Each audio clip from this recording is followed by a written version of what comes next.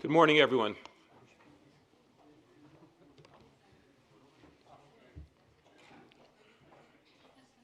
Oh, my name is.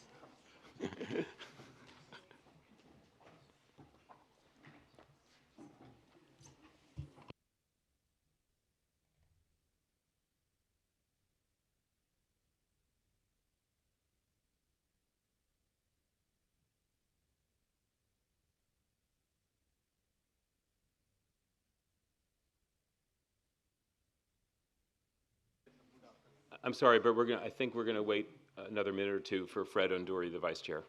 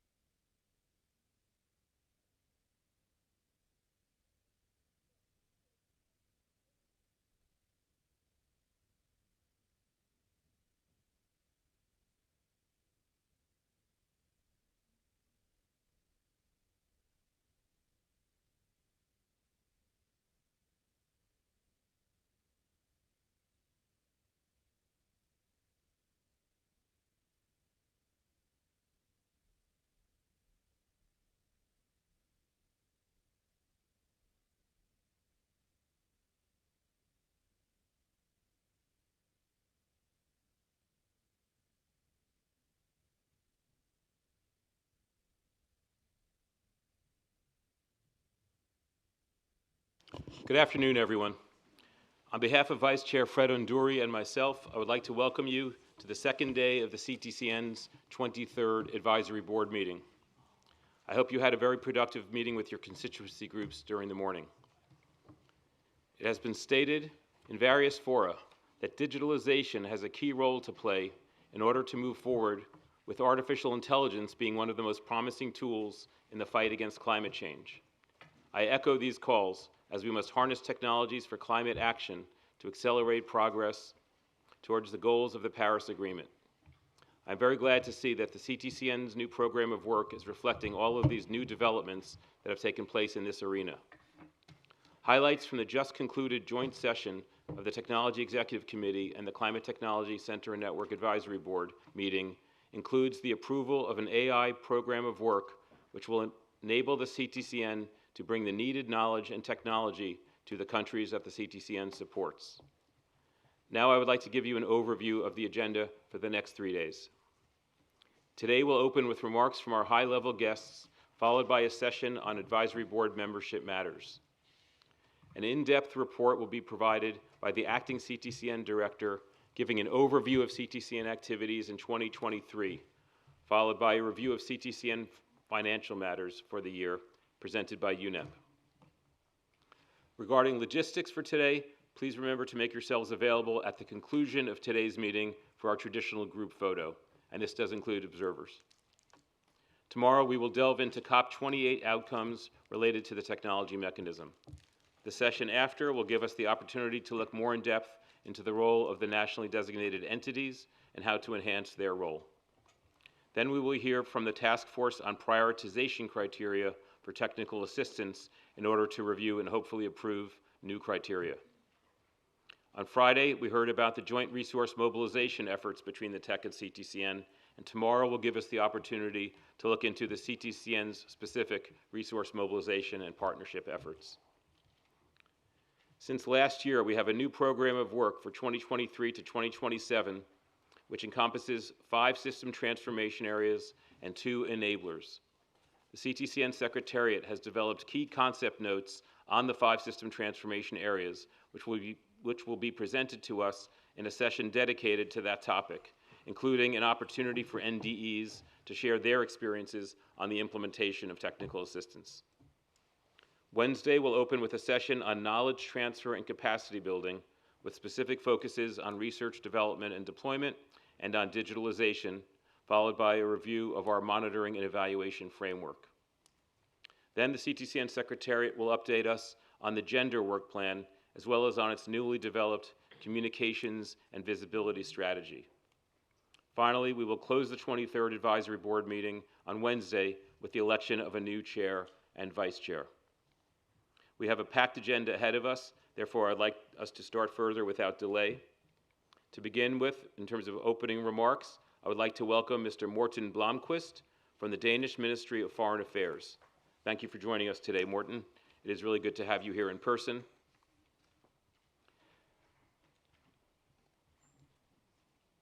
Mr. Morten Blomqvist, the Advisory Board appreciates very much the continued commitment from the Danish government to the CTCN. We were especially pleased to receive the wonderful news announced on Friday by Director Poulsen in the Department for Green Diplomacy and Climate about continued DANIDA funding. The floor is yours.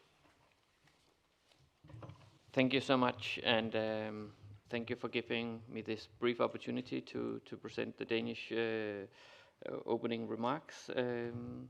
I think COP28 ended with some groundbreaking commitments, focusing on the phase out of fossil fuels, tripling renewable energy, doubling energy efficiency, but also on adaptation, emphasizing the importance of reducing vulnerability to water-related hazards or improving safe and portable water for all. I think these areas can only be achieved with technology. I mean, I think the core area of CTCN is actually what the COP28 outcome document really emphasized. So what CTCN can do is bring this to life and action, and that's what I think 2024 is the start and the beginning of. I mean, we will start focusing on the new NDCs and how they will be accelerated towards 2025. They need to show action on the ground. We need to raise ambitions continuously, but we even more need to start focusing on the actual implementation. And here technology again is one key part of the solution here. And I think the 5 transformative technological areas that CTCN is focusing on is really core if you look on the COP28 resolution. Again, energy, water, and so forth. I think this is where we're coming from. Then finally, I think for the Danish perspective, we need to bridge climate and development closer together. We can only accelerate progress if we get a people-centered approach. We need to bring, people need to see how they can see a future with climate change, with new climate technologies, how they fit into their livelihoods. So by bringing climate and development closer together, I think, and here technology needs to find these solutions so they actually bridge and underpins how they can evolve together. Thank you so much.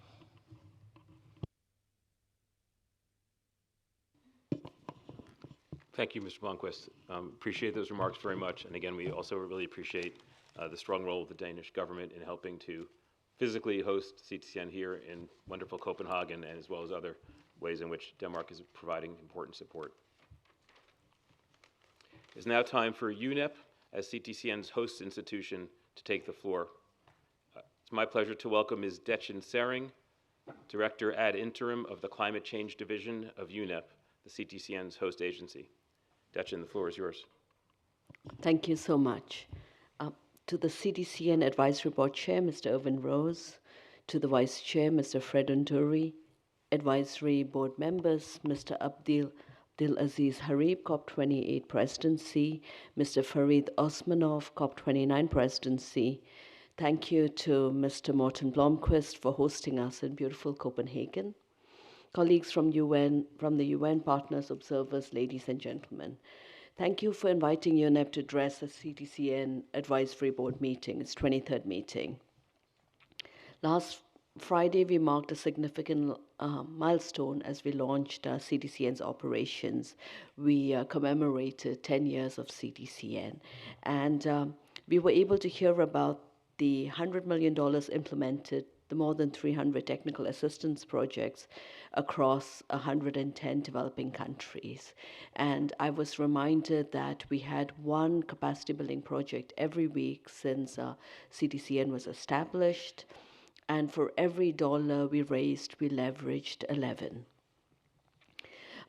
We heard about a diverse range of initiatives bolstering national systems through technology roadmaps, policy reforms, business models, the different knowledge sharing, capacity building, stakeholder engagement. But what came across really strongly last Friday was the community, the technology community that really wanted to address climate action to address the adverse impacts of climate change. And while we looked at, the resources that CDCN leveraged, we didn't really look at the networks and centers that we'd harness, the capacities we'd built in countries. Climate action is central to UNEP's mission, evident in UNEP's medium-term strategy, and within this framework, we are committed to advancing climate technology solutions as a fundamental aspect of our strategy. UNEP welcomes the launch of a new 5-year program of work at CDC and at COP27, and we note the program of work serves as a roadmap for success.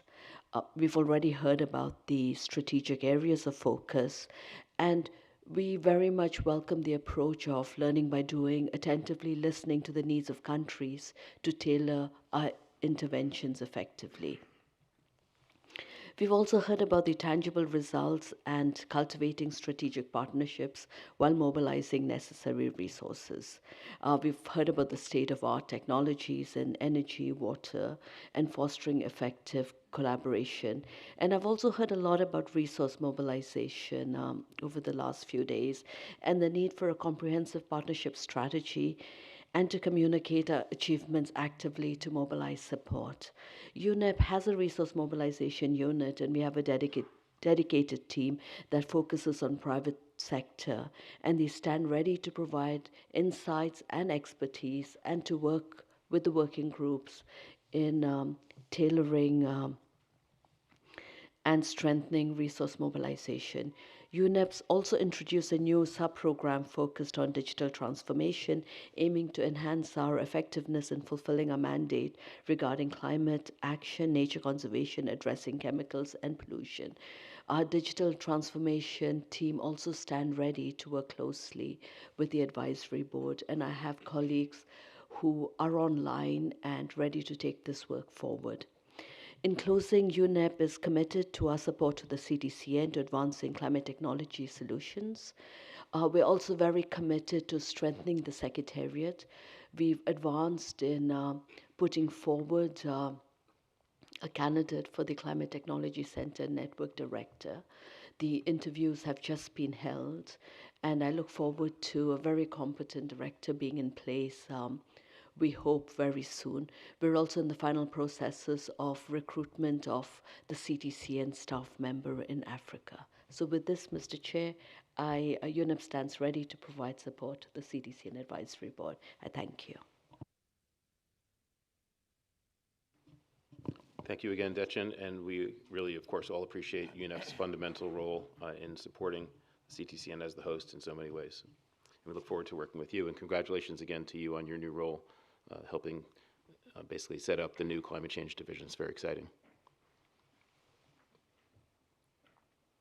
Next, it is my pleasure to invite Mr. Abdel Aziz Harib Al-Tunaji, representing the Special Envoy for Climate Change of the United Arab Emirates COP28 Presidency, to deliver his opening remarks. Aziz, you have the floor. Thank you, Chair. Good afternoon, everyone. Really appreciate the opportunity to speak on the opening of the CTCN-AB board meeting.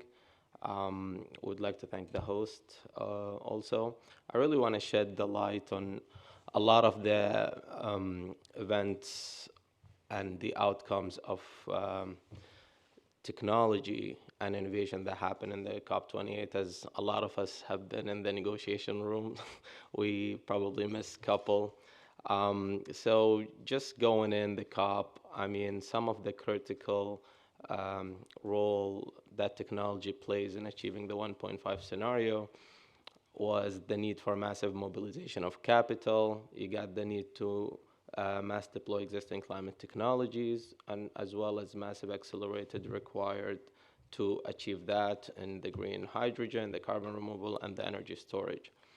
And technology and innovation was at the core of COP28, where we wanted to demonstrate the COP28 and the UAE's thought leadership and convening power in tech space, reinforcing the UAE as a leading climate tech hub. We wanted to drive a step change in the adoption of the innovative climate technologies through bringing the ecosystem together and accelerating international collaboration, as well as fostering inclusion through providing capacity buildings for ventures, especially for the global south, and representing diverse perspectives. We brought to life through high impact in technology and innovation outcomes. We had one climate innovation forum showcasing technology leaders. We had 9 days of impactful content at the Technology and Innovation Hub. We got 3,000 plus connections through COP Connect. We got 150 plus startups at the Startup Village, and we got 200 plus startups benefiting from capacity building before, during, and after COP28.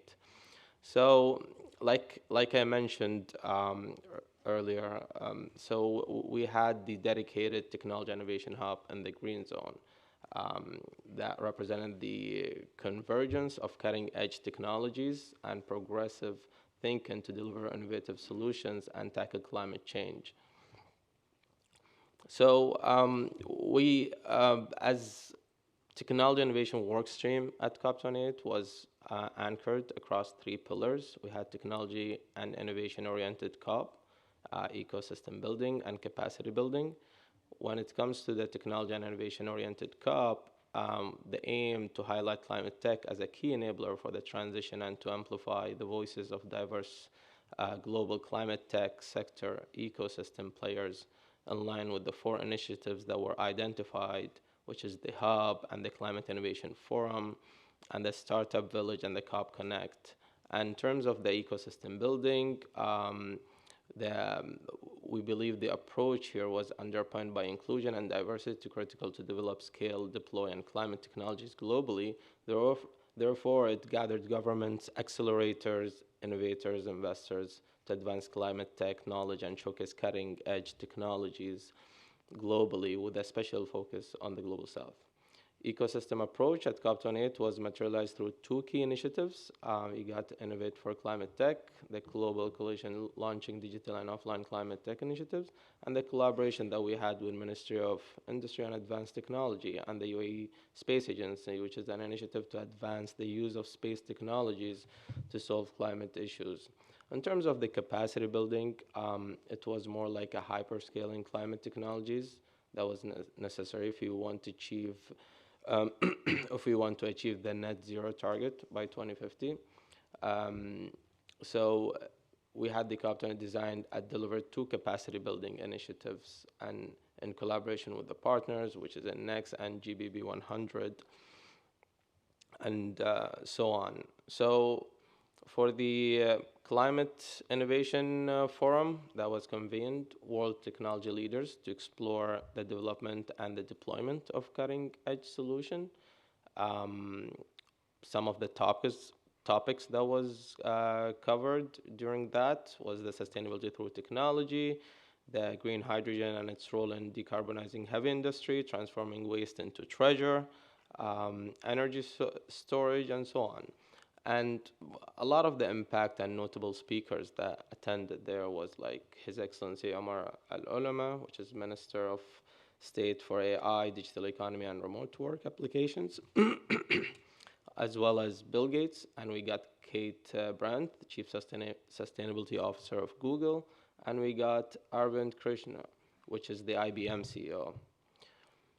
For the Tech Hub stage featured a wide variety of sessions on a plethora of climate themes demonstrating COP28 through leadership.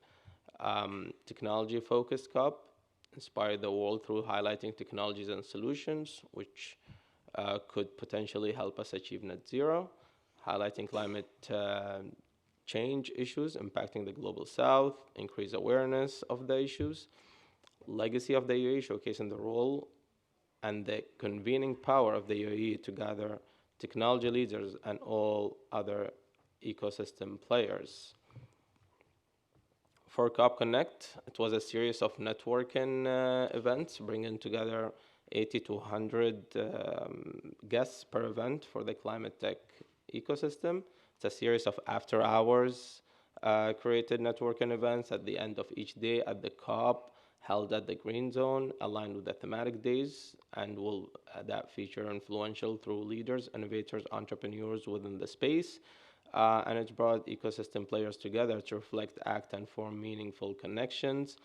Each event hosted 80 to 200 guests from the climate tech ecosystem, such as like startups, scale-ups, innovators, VCs, NGO representatives, government officials, academia, and corporates.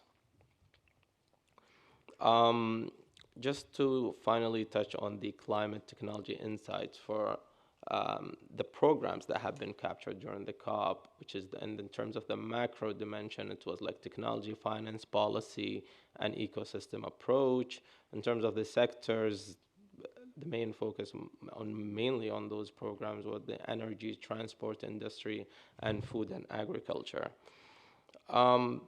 Going on, looking ahead in the future, some of the lesson learned or like the things that we touch base or we felt from a lot of the parties or the people that have attended, and some of the suggestions in terms of the initiatives and the areas of action in the future, technology and innovation. We can consider the focus that's been on the capacity building and programming and networking and the partnership and ecosystem building. In terms of the capacity building, build on the existing accelerators and developing and extend capacity buildings to developing green skills for transition incumbents. And in terms of the programming, design a climate tech oriented programs and that have great focus on commitments both from the public and the private sectors. In terms of the partnership, continue to grow the Innovate for Climate, catalyze more partnership and drive more progress. And also, lastly, is active a local ecosystem and build on their enthusiasm to support the COP presidency.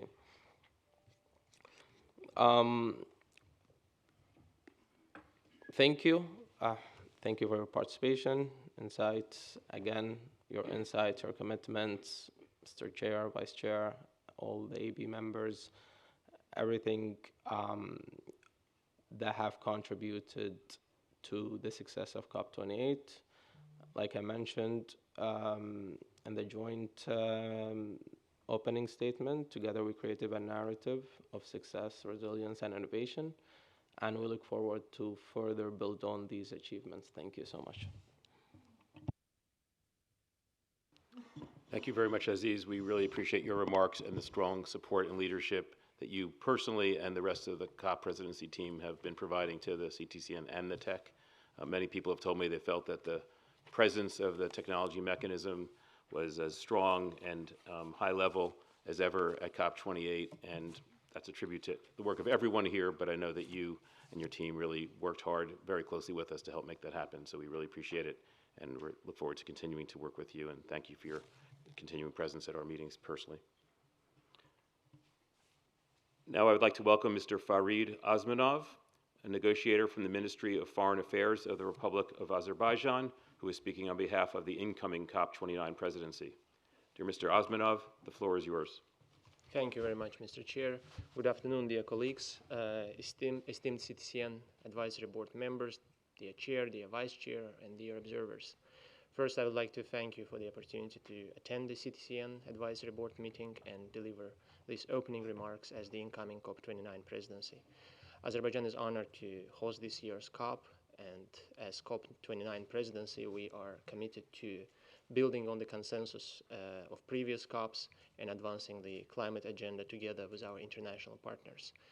The UAA consensus has been a positive outcome, demonstrating the unity in advancing climate change and fostering a spirit of collaboration It is crucial to keep this momentum going into COP29 and beyond so that we can continue addressing the urgent issues still on the table and yet to arise.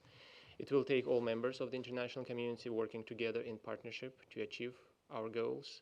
Only through an inclusive COP we can develop a way forward, and this will be one of our main guiding principles.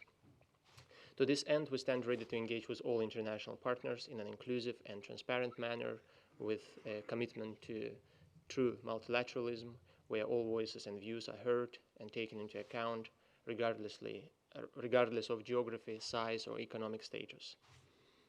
Over the last week, I had a great chance to attend TEC meeting and joint session of TEC and CTCN Advisory Board, which provided the incoming presidency with a great opportunity to better understand the work being carried out by the policy arm of the technology mechanism. I will make a good use of the next 3 days to get better acquainted with the implementation activities of the technology mechanism performed by the CTCN. I'm looking forward to upcoming informative and insightful discussions, which I'm sure will further help the incoming presidency to grasp the existing issues, challenges, and needs in the area of technology and inform our future work aimed at identifying common ground to bring the parties to consensus in order to ensure the successful outcomes of COP29 for all. Our close engagement with the technology mechanism signifies the importance that we attach to its implementation. It underscores also the incoming presidency's understanding of indispensable role played by technology as one of the means of implementation for delivering tangible results on climate action and attaining our collectively agreed objectives. Technology is a critical enabler of climate action and a crucial component of the long-term global response to climate change. It plays a pivotal role for facilitating and expediting both effective mitigation and adaptation action. By helping countries to build resilience, adapting to climate change, as well as reducing their emissions, technology powers more ambitious climate action and thus serves the achievement of the long-term goals of the Paris Agreement. Therefore, rapid and scaled-up deployment of and adoption of existing technologies, as well as accelerated innovation, development, and dissemination of new ones, and increased access to those, should stay high on the agenda. It's important to continue addressing existing barriers in the area of technology development and transfer, and strengthening cooperative action to this end. We stress and appreciate an essential role played by CTCN in ensuring that the technology mechanism is implemented on the ground, that the technical support and assistance based on the needs of countries is delivered. Information, knowledge, and expertise on climate technologies is disseminated, capacity building is facilitated, outreach efforts are coordinated, and connections among stakeholders in climate technology are fostered. Alongside with TEC, CTCN is well positioned to continue strengthening the ability of countries to undertake and accelerate climate action through the uptake of technologies.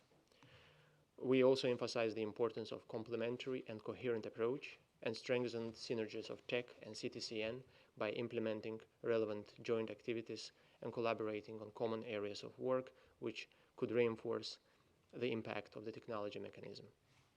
We also underline the technology mechanism initiative on artificial intelligence. We need to further explore the role of and improve awareness on AI in the climate context in order to use it in an impactful way for delivering transformative solutions for mitigation and adaptation action. In this regard, the continued implementation of relevant activities under this initiative is of high importance. Esteemed colleagues, let me close by saying that as the agenda for COP29 continues to take shape, we will also continue engaging closely with you, our dear colleagues, partners, and stakeholders in order to learn views and perspectives and see how the incoming presidency can facilitate further implementation and enhancement of technology mechanism so that technology is utilized for delivering what has been agreed by all and for the benefit of all. With this, I thank you, Mr. Chair, and thank you for your kind attention. Thank you very much for all of your insights, for the confidence that you're expressing in the work of the CTCN. And we all, of course, look forward to continuing to work closely with you in the run-up to COP29. And I can assure you that you can count on the CTCN Advisory Board members to move the technology agenda forward with you at COP29. Now we move on to agenda item 15. 15.1 is introduction of new advisory board members, and I refer you to meeting document 15.1 on CTCN advisory board composition. I would now like to introduce our new advisory board members and give them a warm welcome. I will ask each of you to briefly address the audience after I introduce you. First, we have two new regional group representatives. Ms. Lydia Elewa from Egypt. Welcome, Lydia. Please, you have the floor. Thank you, Chair. Good afternoon. I'm Engineer Lydia Elewa. I'm the General Manager of the Technology and Research in the Egyptian Ministry of Environment. Let me express my sincere gratitude to the Egyptian Focal Point, to the UNFCCC and the African Negotiators Group, AGN, for nominating me as a CTCN-AB member. I appreciate inviting me to the 23rd meeting, my first one. Briefly, I will highlight my career stones. I graduated in 2000 from Faculty of Engineering, Architecture Department. I have chosen environment and climate to focus on.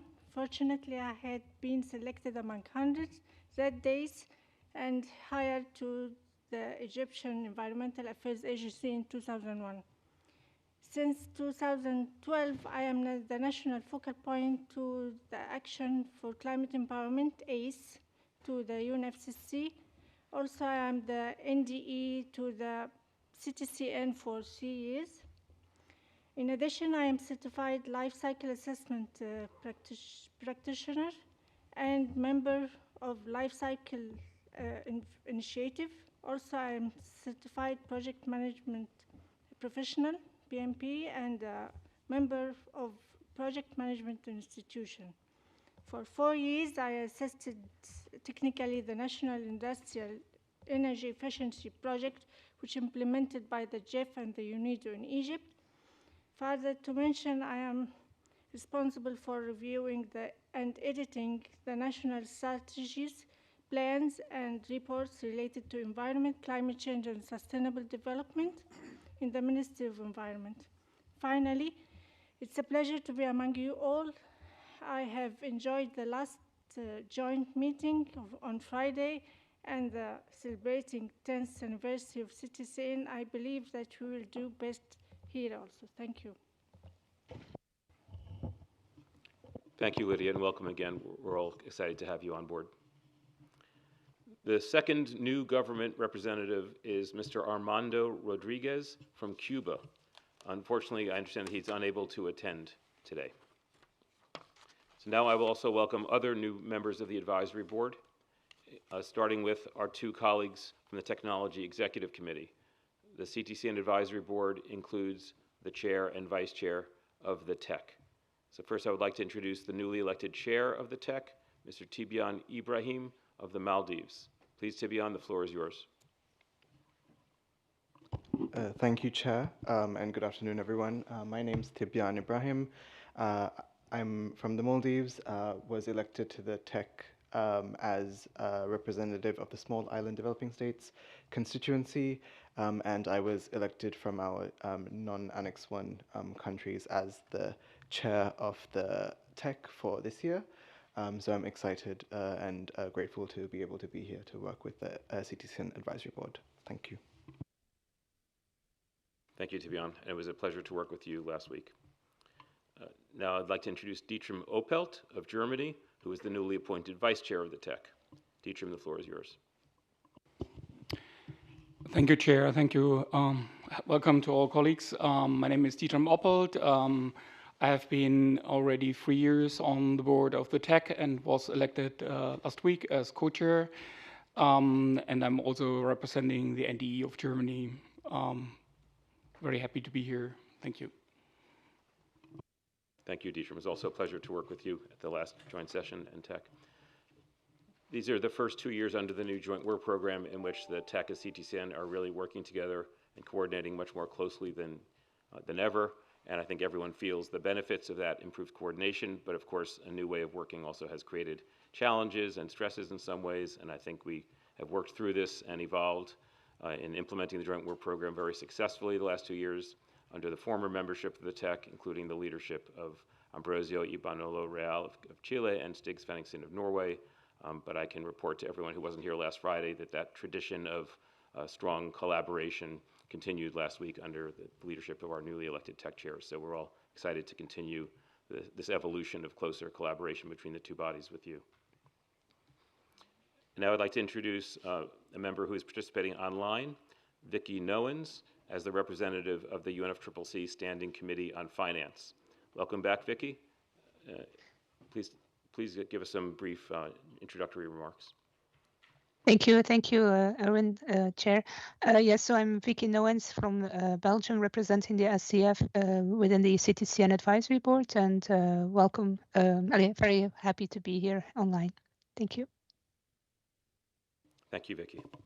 And most of you know that the CTCN Advisory Board also includes representatives of 6 of the UNFCCC constituency groups, and within the set of constituency members, we have 2 new members. First, I would like to introduce Maria Alejandra Aguilar from the Youth Observer Group, YOUNGO. Thank you for joining us, Maria Alejandra. The floor is yours. Thank you, Chair and Vice Chair and colleagues. My name is Maria Aguilar. I was appointed in January by the Youth Constituency, and as part of the collaboration with the CTCN and the Youth Constituency, I was part of the youth knowledge specialists that work in the CTCN between 2021 and 2022, so it's my pleasure to be here and continue supporting the constituency work. Great, thank you, and welcome again. And now I'd also like to introduce Valeria Pelaez from the Women and Gender constituency. Valeria, the floor is yours. Thank you, Chair and Vice Chair and everyone. I'm really happy to be here with you, to work with you and collaborate for these weeks and for this week and all these 2 years. I am on behalf of the Women and Gender constituency, and I have a master's in politics and technology, and I was working with someone that you also really know, that is Ambar. So I am really glad to share this space with you. Thank you. So welcome again to all new members, and welcome back returning members. Now we have an item on the review of current advisory board membership. And I would like to refer to meeting document 15, sorry, it's actually, well, meeting document 15.1 regarding composition of the advisory board. I just want to mention that we have received guidance and clarification from the UNFCCC Secretariat regarding the term limits of the CTCN advisory board members in previous meetings. As per the CTCN rules of procedure, government representatives shall be nominated by their respective groups or constituencies and elected by the Conference of the Parties. Government representatives may serve for a term of 2 years and shall be eligible to serve a maximum of 2 consecutive terms of office. The term limits for advisory board members apply to the individual member representing a country or group. Elections will take place during COP29. Therefore, colleagues, please take note that it is our responsibility to bring our membership to the attention of our respective groups or constituencies so that new nominations are made and communicated to the UNFCCC Secretariat, complying with the formal procedures. We now move to the next agenda item, the report by the CTCN Director. I will now turn the chairmanship of the meeting over to my Vice Chair, Fred Onduri, who will take us through the following 2 agenda items. Fred, the mic is yours. Yeah, thank you, Erin. Good afternoon, colleagues. I would straight away invite Rajiv, the CTCN Director, to provide an update on CTCN, including achievements against the goals, activities approved by the board, and the 23 CTCN Annual Operational Plan. Rajiv, please.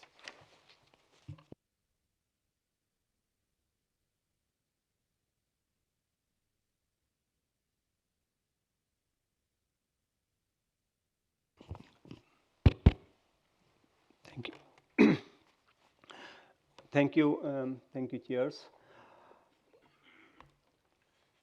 Looking at the time, we are 18 minutes early. So again, continuing from our discussions and presentation last Friday, where I presented a kind of a journey of the CTCN. And some of my colleagues provoked me to think about what we have done in the last 2 years. How is this advisory board? So, what we have done in the last 2 years. And last 2 years have been really transformational in the sense that we have started laying the real foundation of the work which we are going to do in the next 4 years till 2027. The board has approved the program of work, means the document which you all know, which was launched in Sharm el Sheikh. The board had approved the resource mobilization strategy. The board had discussed the communication strategy. The board has approved the gender action plan and the strategy. So lots of formative works have been done, and this has been transition here because I am reporting here for 2023 activities, and the work plan for the previous work plan ended on 2022. So it was really a transformative year for us, and I'm in depth and obliged to all the board members here. Means we worked as a team. There was discussions, there were differences of opinion, but at the end we always arrived at a conclusion and a decision for us to follow. And that's now it is the secretariat which is taking up this task and following up on your guidance and advice. Now looking at 2023, I cannot forget the COP. The teamwork which we did, the kind of initiatives which we launched, means even it was coming from the highest level. Our ED was there who clearly reached out to the parties asking for more support on resource mobilization, clearly laying out the plans, what she is looking at, clearly laying down on how UNEP is going to support CTCN, which was great. And specifically with Inger on board, means we have full support from UNEP supporting and backing up CTCN. We did amazing work. Means you parties gave us the mandate to work very closely with the tech. And this is the closest we are ever working with the tech and the UNFCCC Secretariat. Means it's if we don't talk for a week, we find ourselves something is missing. And the results can be seen. Means there are something like 18 committees or 18 groups which the tech is handling. We are contributing to it, but it is the tech. It is Arista and her team. In addition to that, there are 4 or 5 extra which we are handling. And they participate in this. So it has been a real good collaboration, even in the NDE forums, even in the joint publications which are coming out. So it has been a wonderful journey working with the tech, and we do realize the kind of value added which brings out having a joint work program. So we really again appreciate the parties for bringing out this concept of joint working together. And then definitely means with all of this came the engagement with various stakeholders, the push by the board to engage more and more the private sector, the philanthropic organization. It's a process. We have started understanding it, we have started taking it on board, and we are moving forward on this. And the number of events which we had in the COP is a testimony to that. And please excuse me, there would be some kind of overlaps in my presentation because there would be some slides which have been presented earlier, and there are some slides which I'm going to skip because we have a whole agenda item in the subsequent days. So please excuse me. And you can see various comments, various testimonials coming out from the countries, from the nationally designated entities who are our primary focal points. From Uganda, from various countries, from Costa Rica, and this is just to show on how closely we are working with countries, how closely we are adopting a demand-driven approach, how closely we are taking into confidence the countries. There are some gaps which we are trying to fill up.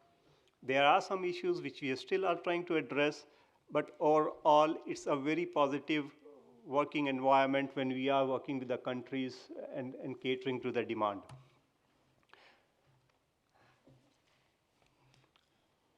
Now getting into numbers. Now we are working on 100, or in 2023 we are working, we have worked on 112 technical assistance requests. And please see, I am saying 112 technical assistance requests. It means some requests were on the verge of completion, some requests have started, some requests were pending, some requests had follow-up. So we have focused on 112 requests. We have completed 28 technical assistance requests in 2023. Now this, even within my team, there is a difference of opinion, which I am not able to solve till now, because some say it's 25, some say it's 28. So, but okay, and I picked the higher number just to be more impressive, but but it's in the range of 25 to 28, and we had targeted this. We had targeted this technical assistance request, and we have already started moving into the new program of work. I'd like to assure all the advisory board members here that the program of work was approved in 2022 to be followed from 2023.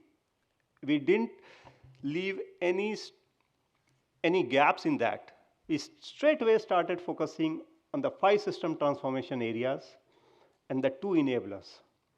Sometimes the enablers are cross-cutting, but sometimes the enablers become stand-alone requests. And this is what we are trying to do. And we have started doing it in 2023, and we are going to continue following this thing up. Around 40 new network members have joined us. The total number of network membership stands around 840, 850. 15 exclusive capacity building programs were organized, attracting over more than 1,100 participants. Now these participants are from governments, these participants are from civil societies, these participants are from various institutions who are part of our network. Now let me go through the year using some examples from each of the 5 themes which are in the technology framework, starting from innovation. And this would have examples from capacity building, technical assistance, knowledge management sharing, the 3 core service areas of the CTCN. On innovation, just as an example, in Malawi, enhancing climate change mitigation and adaptation technologies uptake among small farm holders.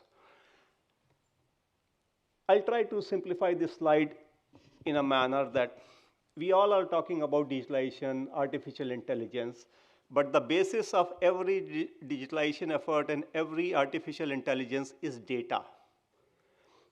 You can get data from Earth observation satellites and other means at a more macro level.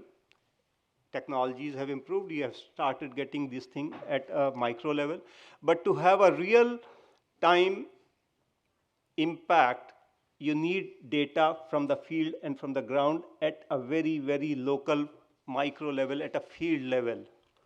How to do that? So we have mobile technologies. Can we develop a kind of a program and an app wherein every farmer can start contributing to the data? And this data can be collated, it can be linked to the mainframe data, and then you start taking, and you develop a decision-making system, and then you start arriving at decisions which is going to be instrumental at a grassroots level. And this is what this technical assistance is doing. And we started it in Malawi in 2023. So we are trying to empower the local communities and the local farmers, even in data collection, so that he can reap the benefit of it. And you know, and this is going to be a thing which is vice versa. Means you provide the data, you get the outputs which you use in your day-to-day life. And definitely it has a huge significance and implications on the NDCs of the country on how they are going to, one of the ways on which the country can prove and show that they are working to implement their NDCs. Similarly, in Jamaica, food security issues, there are going to be gaps, there are going to be areas which needs to be concentrated more or which needs more focused attention. How to identify them? Developing those kind of indexes in Jamaica for the local community so that they are able to identify, or the government is able to identify using those indexes that where action needs to be taken. And again, we call it scalar mapping. Again, it is related to agriculture, water, food, energy nexus. It is related to digitalization. So you'll see examples in 2023 on how they are matching the program of work or how we have converted these requests which we received to align to our program of work.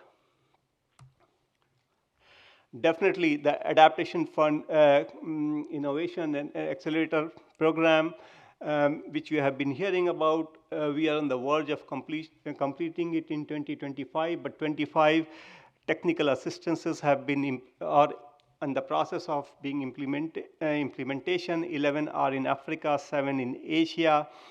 You know, you have the information of the, on the slides. But a very important part of it is that on a trial basis, and it was there in the AFCIA 1 project, which a subsequent slide would also tell you, or show it to you, we had to develop and test whether the work which we are doing can be really scaled up or not. You know, very common questions which comes to us in terms of impacts. And we did work on a concept note. And I'm very happy to announce that on Friday, while we were all having a meeting, the Adaptation Fund Secretariat was having Adaptation Fund Board meeting, and they have approved a $5 million project or a concept note for a $5 million project in Burundi using the SLAM Dam technology. Now, that's just an approval, but we have to work further on it, develop large-scale proposals, see how it is implemented, etc., etc. And this is just one of it. We are going to repeat that attempt in Maldives. We have tried,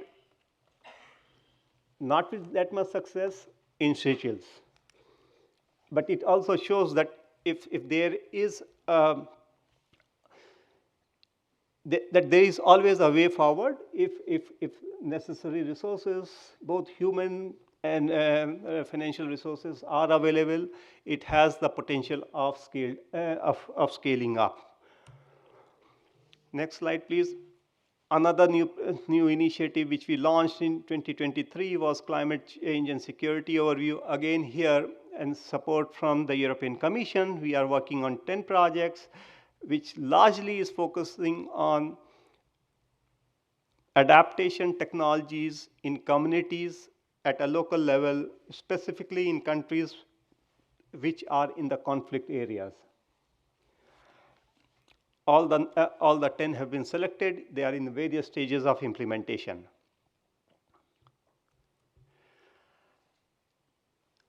As a part of innovation, when we started looking at innovation, when we started looking at digitalization, we also found out that we really need to understand why the countries are not moving so fast on digitalization.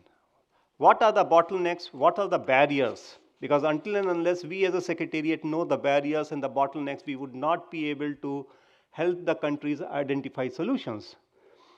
So we said, okay, let's gather a group of experts. Let's try to organize a kind of, or let's try to develop a kind of an index which would help the countries identify what are the bottlenecks. They can pass that message to us, and then we can help them uncork or remove those barriers in the national systems. So we partnered with George Washington University and National Institute of Green Technology. Again, a kind of an effort which is leading to a north-south collaboration. We established this team, and this team is working, and it has developed a national digital index on 8 different parameters. We are going to test these parameters in one system transformation area on the energy system in 2 countries. We'll get lessons learned, and then we are going to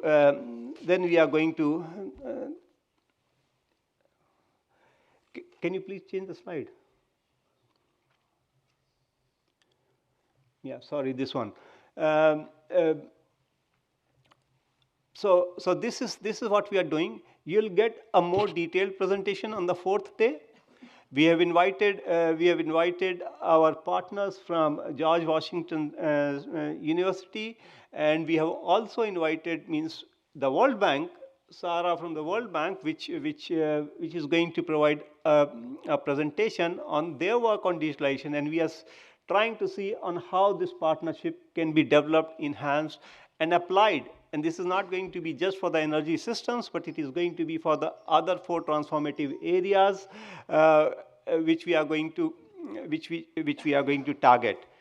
Just a small step towards making digital technologies more applicable and more adaptable in developing countries. Next slide, please. And we are also looking in-house. We are looking at UNEP. And we are collaborating with UNEP on developing an early e-learning platform and a module. So this platform is already launched. We are coming up with different modules, and you would be wondering what we are doing here and why we are wasting our resources here, but exactly not. We are bringing all the case studies which we have worked on digitalization, our experiences on digital technologies in developing countries for climate change, and we are using them as case examples in this platform. And this is going to be a learning. This is a learning platform which has already launched 2 modules, and we are still working and developing it further. Next slide, please. I'll move to implementation. Now, as for the implementation, again, this is an example wherein we are looking at things very differently to really introduce new innovative technologies in countries. One of this is in Bangladesh. Now, and I think that the Director General from Bangladesh Ministry of Environment is here. He is also going to make his presentation, I think, on the 3rd day.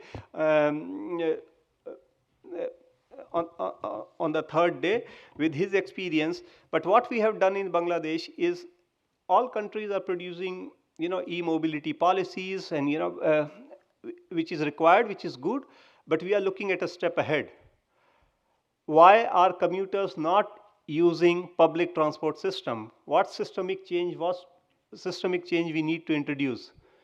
So as a small step, and this is drawn from one of the very early technical assistance which we delivered in Bhutan. And I still remember in 2014 when we started the CTCN, the Bhutanese government came to us and they said they want to do something new. I said, what new? And they said, we have public transportation system, the bus goes on, but sometimes the commuters have to stand for 2 hours before the bus come, and they have no knowledge, so they go back home and they plan their trip for the next day and things like that. So we said, okay, let's do a real-time public information system for the transport sector. And so we built their capacity. We brought them to Bangkok, the whole team to Bangkok, make them aware about it. And they got ADB proposal worth $100 million there. So we said, okay, let's try this thing again. And we developed a kind of a bus information system which will provide real-time information to the commuters. It can be developed into an app. There would be kind of display boards on the bus stand. So people get more used and inclined to using the public transport system. And we are in advanced stages of discussion with the Korean government, with KOICA, to scale it up. So just small interventions from us has the potential of being scaled up. Costa Rica, we started from municipalities. We developed a circular economy step-by-step guide for municipalities in 10 municipalities. It caught the imagination of the national level policy makers. They are developing a whole national action plan and a policy on that. And it is not just a policy alone, but it's a fiscal policy. So it comes along with some kind of financial incentives. It comes along with some kind of a financial mechanism on how circularity can be promoted. So this was our work in Costa Rica. Indonesia, and this has been a very recent technical assistance which we completed. How can we do a better water management through sensors? Again, I'm drifting a bit, but there's a small incident which I am going to tell. Means in my previous avatar, when I was working with the government of India, and I was working on water conservation practices. I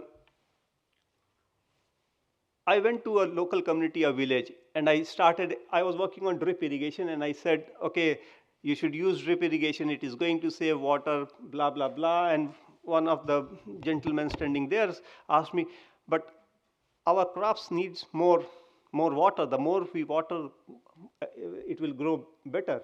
It is better for the crop. I had no answer at that point of time, but then I saw a small toddler standing, and I asked her mother, how much do you feed him? How many times do you give him milk? And she said, 2 times. And I said, why don't you give him 10 times? She said, I cannot give him 10 times, because if I give him 10 times, he'll get a stomach upset. And then I said, exactly, this is the thing. You need to water exactly what the plant or the crop requires. You don't need to flood it. And that, again, the same principle which we in the CTCN are trying to do here.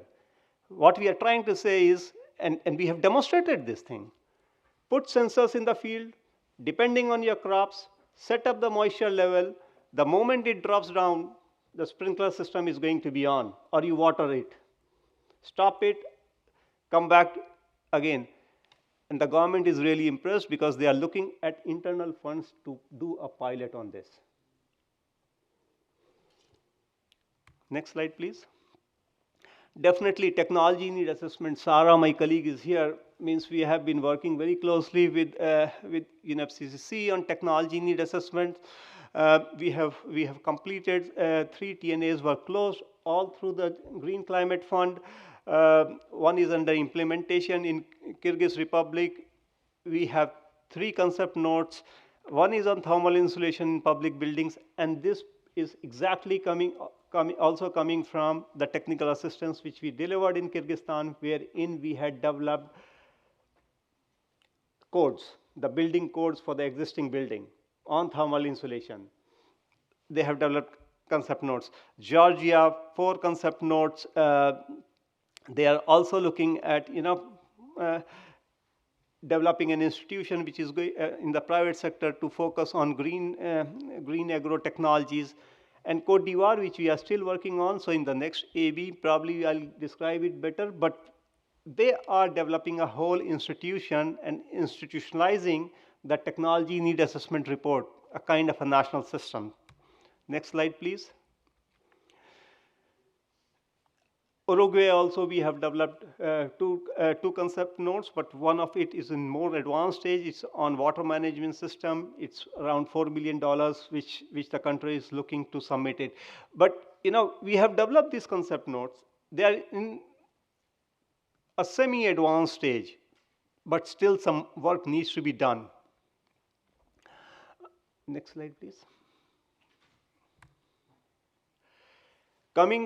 Next slide, please. Coming to creating enabling environment and market conditions. And again, this is a technical assistance which we delivered in South Africa. This we did with National Renewable Energy Laboratory, US. Again, the idea was and I'll tell you a bit of a history of it. We saw news articles about outages, power outages in South Africa, and I called up the NDE and I said, what is happening there? What is the reason?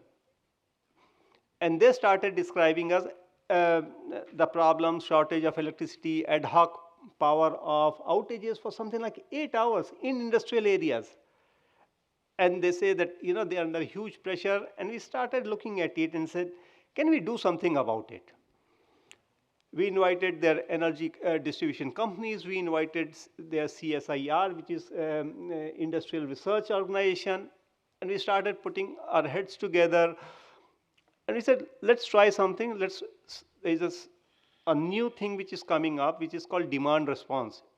It's a kind of a demand side management, but it's more than the demand side management. So it's more planning, it's more integration, it's more what we say AI, it's more analysis. And we did it with NREL. We developed their whole program so that we know that we are running short of electricity, but looking at the various demand patterns, when that area can be shut off, when that area cannot be shut off. You know, this kind of a configuration and this kind of a model, this increases the effectiveness of electricity supply so that everyone is served according to what is needed. It does not replace the need for additional power generation, but it manages the existing resources in a manner which is the most optimum. And it is all based on data analysis, artificial intelligence, machine learning, these kind of principles. Now we have done that. Now we are looking for institutions which can finance it. And that's how I started talking to Sarah from the World Bank. And we are going to have this meeting, and this all started in the COP. We are going to have a meeting next week or in the coming weeks, wherein the teams at the ground, they are going to interact and see how much support is required, how we can scale it up, how it can be built up.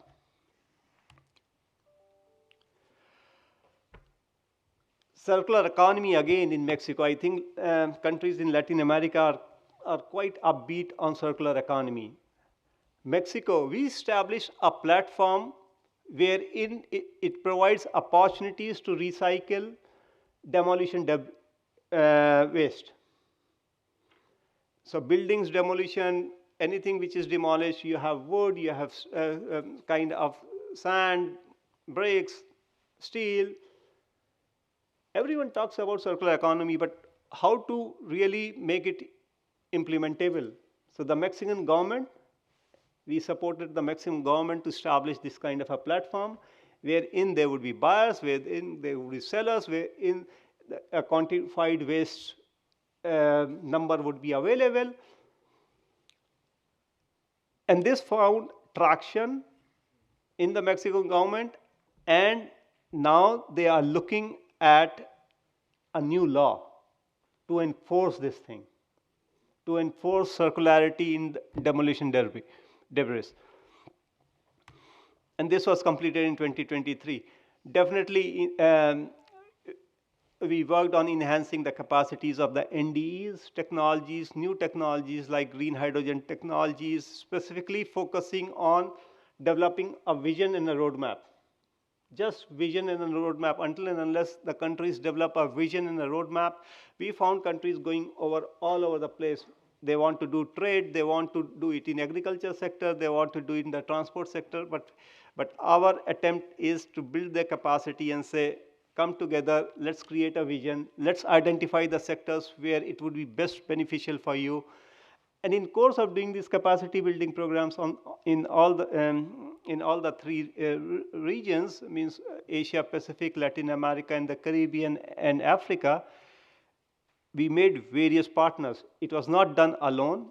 we partnered with Climate Change Agency of Chile, various ministry and institutions in Chile, hydrogen associations from Colombia, Chile, Mexico.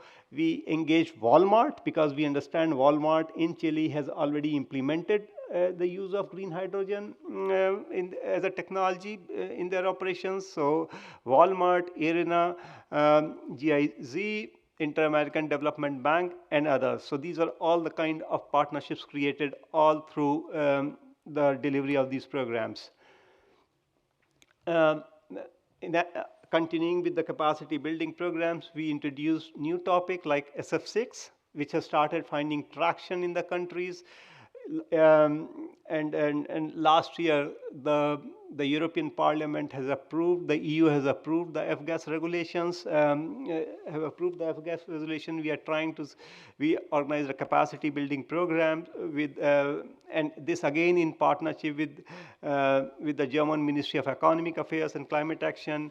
We involved the EIB for financing of SF6 technologies, Siemens, and other private sector players which were able to demonstrate these kind of technologies, and slowly we are moving towards a stage where the countries have started expressing interest to inventorize the SF6 and really go on to replacement technologies. Definitely we have also undertaken a capacity building program, but it was more with the national focus in Uganda, wherein through the help of UNFCCC, we had developed an index, vulnerability index, looking at various adaptation technologies, and we developed a kind of a digital roadmap. Next slide, please.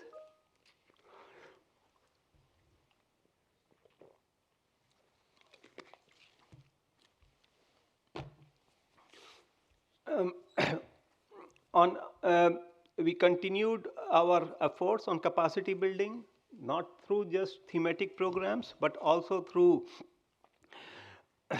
webinars. We organized a series of webinars on the 5 transformative areas in different regions, again with different partners, and this was from the aspect and focus on developing endogenous capacities and creating opportunities for collaborative RD&D between the North and the South, between the institutions in the North and the institutions in the South. Various institutions were involved in it, including IEA, University of Mauritius, FAO, STEPI, One World, etc. We, through the partnership in the liaison office in Korea, we also collaborated with UNITAR and Jeju International, or UNITAR's Jeju International Training Center, to, in general, raise the awareness of the countries on the technology mechanism. It was 2-day online training. And more than 330 participants participated in it. They were given a certification, and this is just the first step, because our plans are to enter into a collaboration with UNITAR for a long-term continuous capacity building using online resources.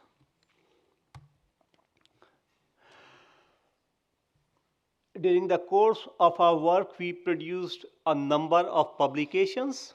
Definitely the Climate Technology Progress Report is not our publication, it's the UNFCCC publication, but we collaborated with them. We produced a kind of a publication on green hydrogen technologies for energy system. So these are some of the publications which we came out with. We also undertook a massive exercise of revamping our CTCN website. Means it has been 10 years we have been working on this website. We all became very used to it. So, but at least I am in the process of relearning where the things are. But it was necessary because we want to make it more simpler, more accessible. The search engine was strengthened.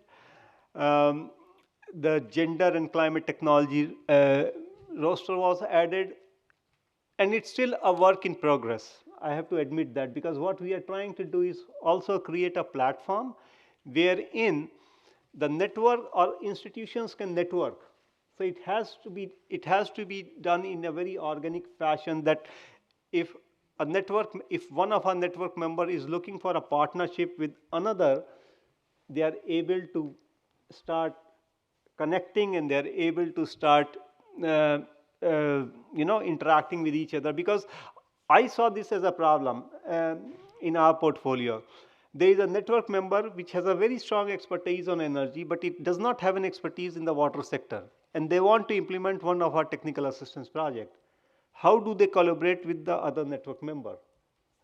And they used to ask us, and we used to come out with a list, and we used to send them the list and things like that. But it needs to happen in a very organic fashion, and we are trying to provide that kind of a platform to it.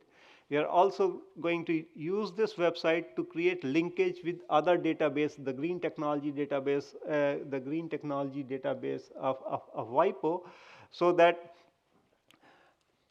the users which come on our website are able to do a kind of a larger search or get more appropriate answers.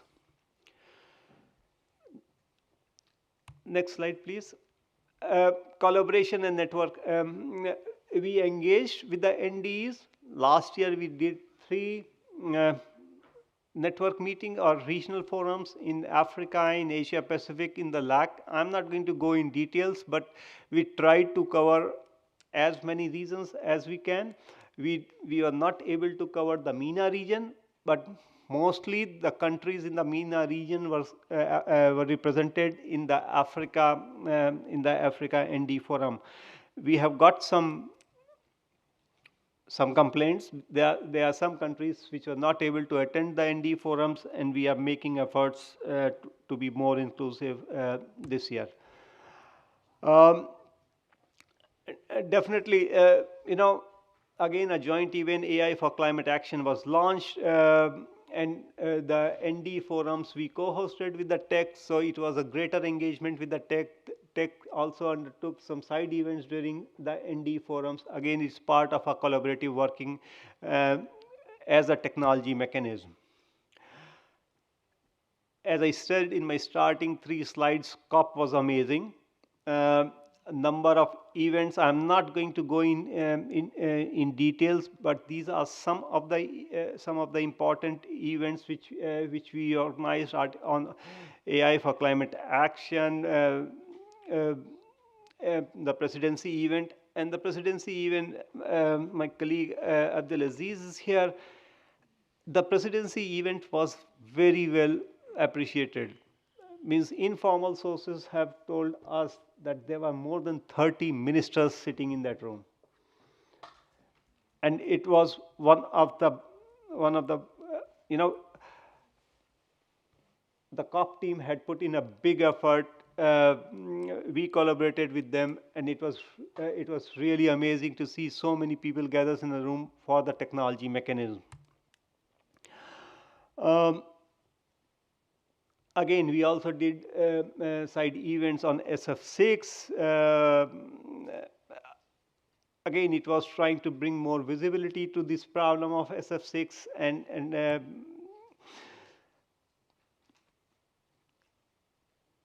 we worked very closely with WIPO. We did 2 events with them on Green Technology Book.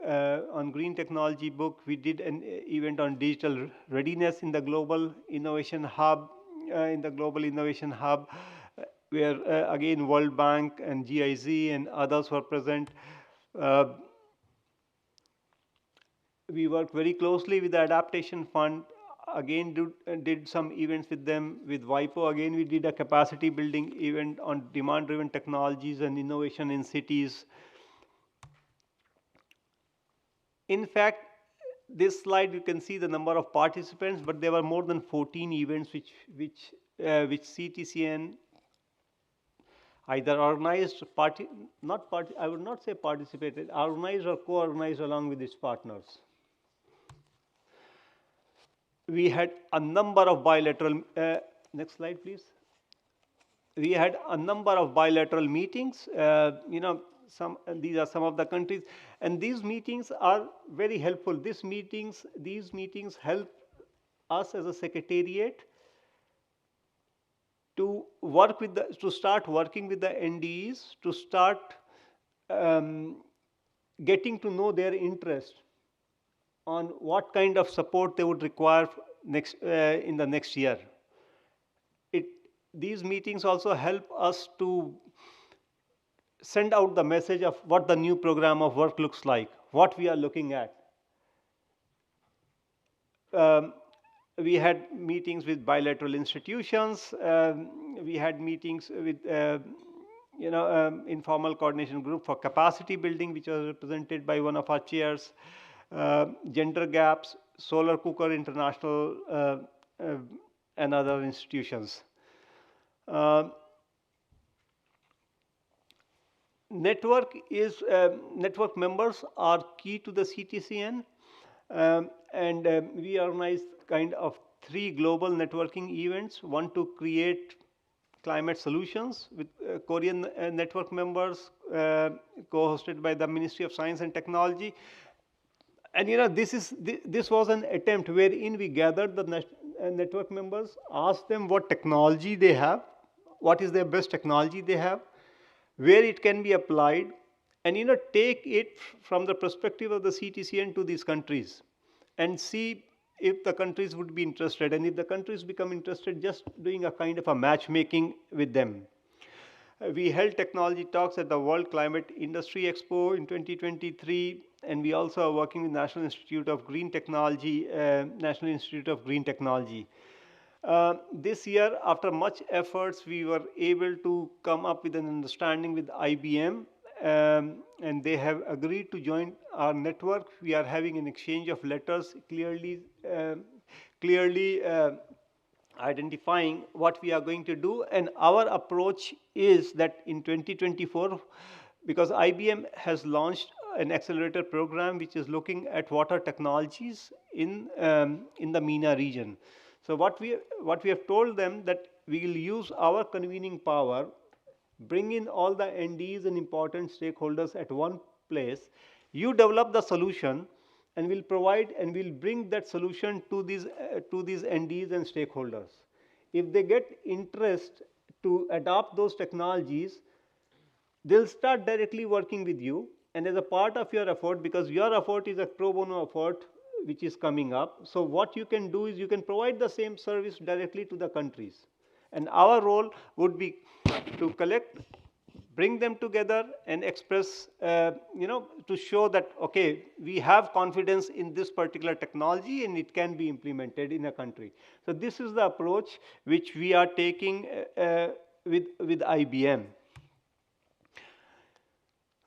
We definitely interacted with various constituted bodies. Gender Just Climate Award was supported by us. We are working closely with the Paris Committee on Capacity Building.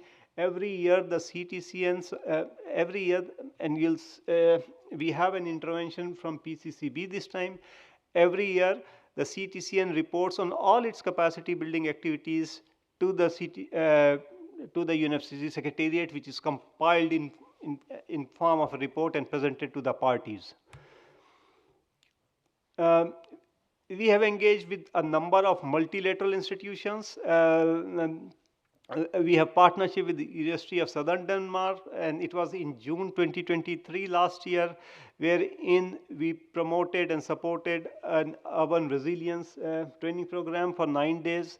We are working with Incheon National University to build the capacity of trainee officers in developing countries through the KOICA INU Master Degree Program.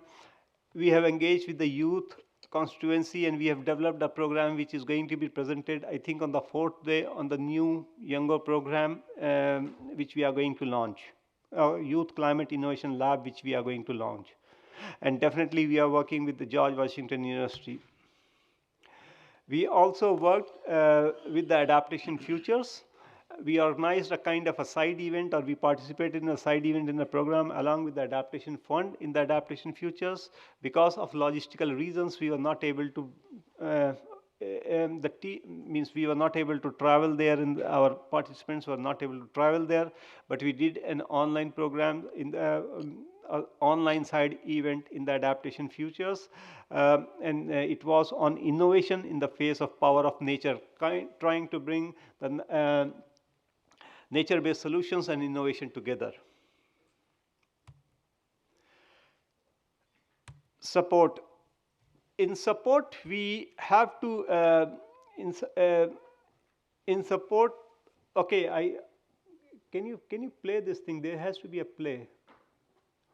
And just while she is trying to figure out how to play, on Friday, the Adaptation Fund Board approved two projects for the CTCN.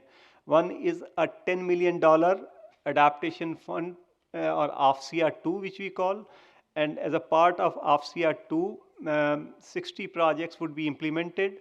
40 adaptation innovations and technologies would be identified. 10 promising innovative technologies and, which are transformative and locally led are going to be scaled up. 10 national systems of innovations are going to be developed, and at least 3 additional concept notes would be formulated. So this was approved by the board on Friday. It's $10 million, in addition to the $5 million concept note, which is also approved. The third concept note which did not go through, which is going to be taken up in the October meeting of the Adaptation Fund Board, is also worth around $3 million and or $4 million, $3 to $4 million, and it is focusing on CTCN playing a lead role in coordinating all the Adaptation Fund Accelerator program. So the Adaptation Fund has this program, and there are 5 agencies which are implementing this program, and because of the past experience of the CTCN, we are eyeing, or we are angling to offer the coordination services, which again is going to come to CTCN. The proposal was accepted. There are a few comments which we have to address too. Next slide. Do you want me to play it? No. Next slide. No. Yes, it had to be played when I'm speaking.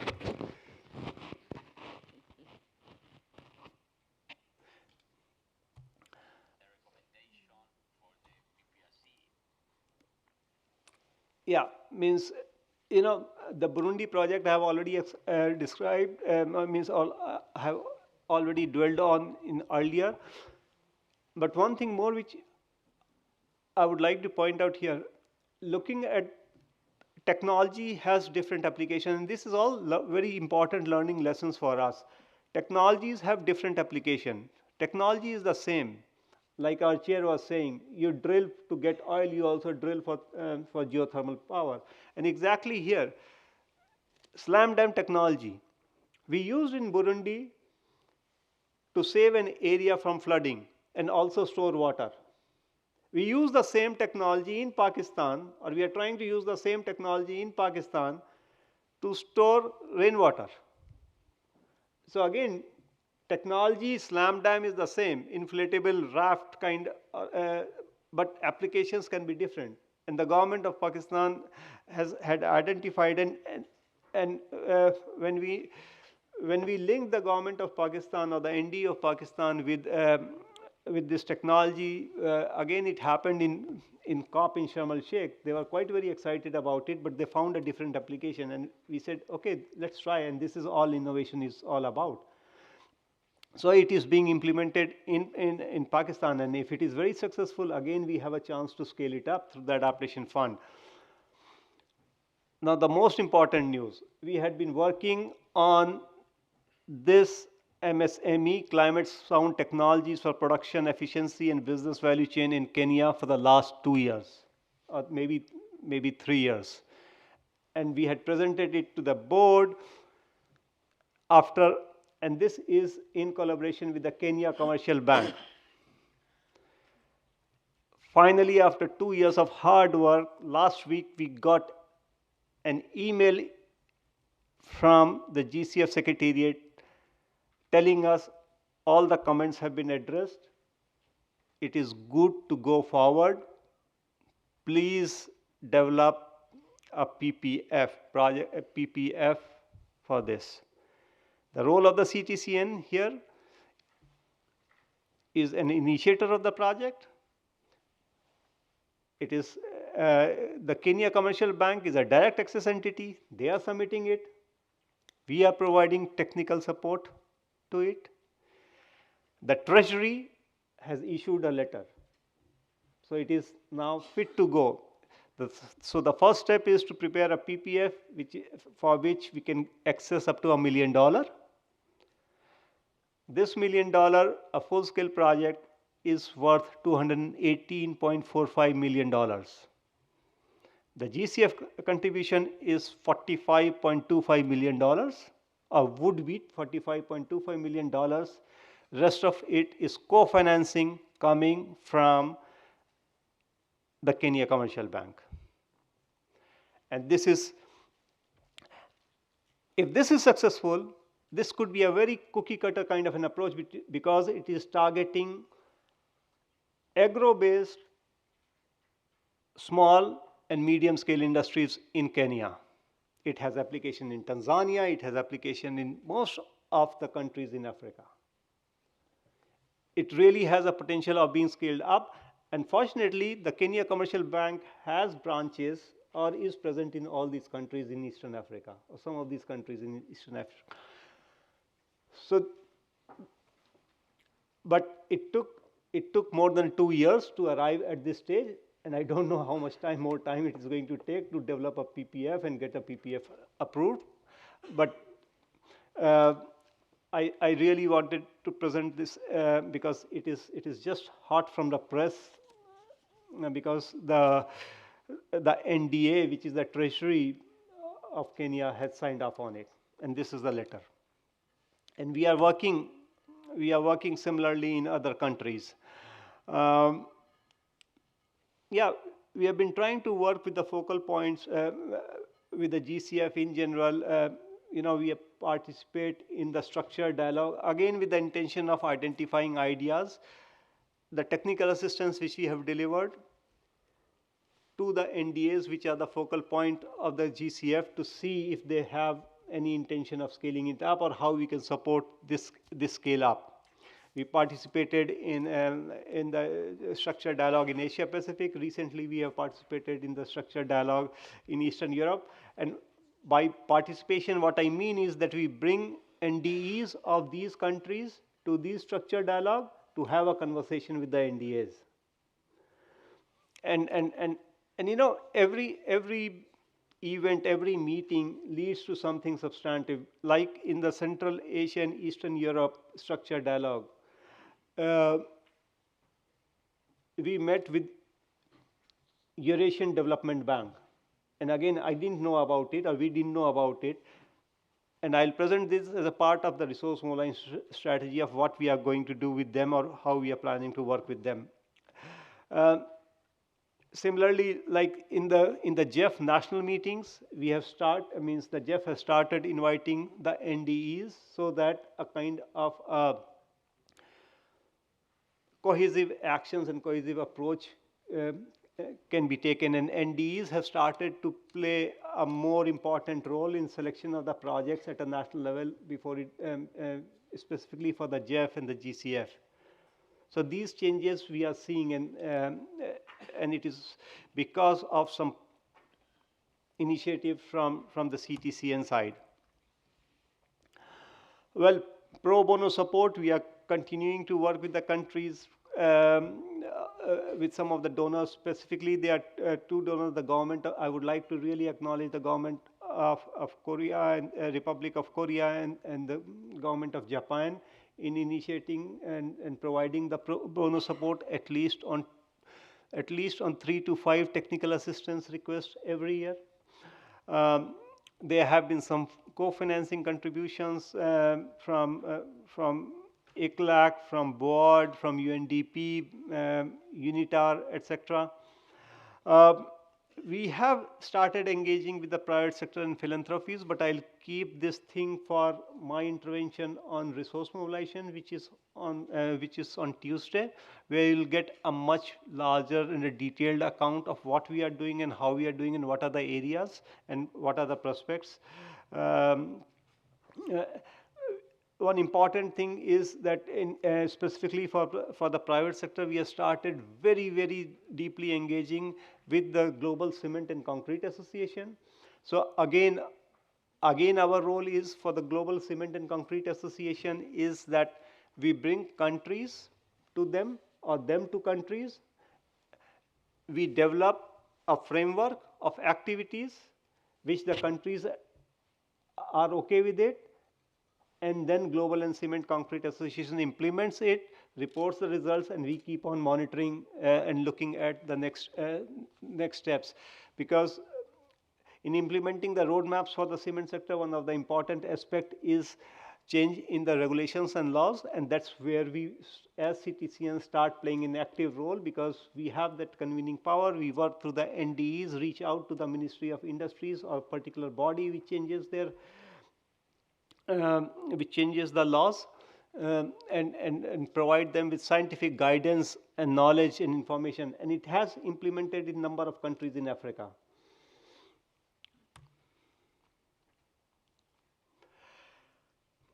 As the next results of TNA's implementation, we have started working in Uganda to develop a last GCF concept note coming out of the TNAs. Cote d'Ivoire has requested us to support pre-feasibility of using biochar as defined in its TNAs. In Georgia, one of the concept notes which has been developed, we are discussing with an accredited entity for its submission. We have received a number of requests on TNA. Again, I'm not going to dive deep into it because it is part of my slide in the subsequent presentation. But for the TNAs, we are trying to look at the GCF route, GCF readiness route, trying to combine and do a multi-country consolidated effort. Resource mobilization, just one slide. There were 6 strategic actions. I have described strategic action number 6 on during the combined meeting. Some way or the other, we are in the last report, for the last reporting period, we have worked on all 5. We are specifically focused on strategic action 1, 2, and 3, and definitely 4 and 5 because it requires advisory board action and how we are increasing our visibility and outreach. Means just one example for strategic action 5, we produced this progress report which we plan to use, we plan to update and use it regularly to reach out to our donors. I think I need a sip of water. Therefore, for this slide, can you go to the next slide, please? This slide, this is a QR code. This QR code, please scan it. You will be taken to a platform where there are pictures, where there are quotes, where there are other things. Choose anyone which you like and please post. Please post on your social media. So we have done all the work for you, but we require your help, your support to spread it out.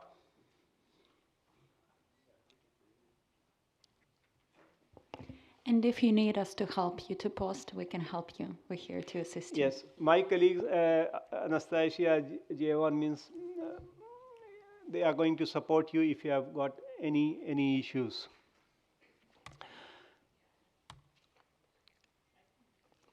Communication and outreach, news stories, blogs, more than 35 news stories, blogs, etc. are published on the CTCN website in 2023. We undertook, means this is the Google Analytics report which shows that, means Erwin, it is just because of you that we are getting the highest number of clicks from the US. 37,000, and maybe because of me in India. So you can see that we are largely covered. Means globally, people are looking at the CTCN website. Bearing one country or two means we are. It's blue. Nothing is white. So we are being followed. We have means this gives a confidence that we have some kind of a global presence. 157,000 new users this year. Newsletters, we come out with newsletters every month. We come out with additional newsletters if there's an important event during COP, AB meetings. We have specifically worked hard to ensure that our newsletters land at the right place. Thank you. At the right place, and you are able to open it, because we had received this criticism in the past. And we are trying to actively follow it up. We are trying to identify new tools in which at least it does not lands up in your junk folder. But we also have a request to you: when you get a newsletter, it would be from an email site. If you can save that site, it will never land in your junk mail. Some statistics, definitely when you're starting from small and the numbers start growing, you'll get a larger percentage. But it shows that we are constantly in the Secretariat. We are constantly trying to make a conscious and a systemic attempt to increase our profile on the social media, LinkedIn, X, and Facebook. I know that there was a comment from the joint meetings from younger representatives that we may even try Instagram. I don't know. Means we have to look at it, look at the UNEP policies on these social media platforms, and then respond to it.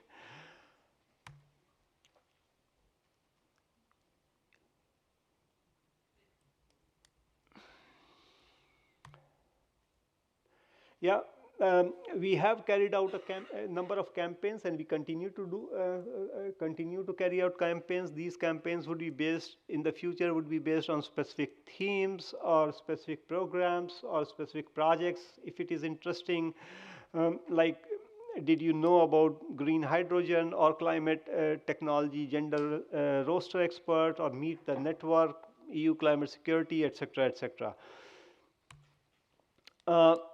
COP was a big event for us. Number of social media campaigns, and this is just a demonstration of how our visibility increased in the COP or during the COP.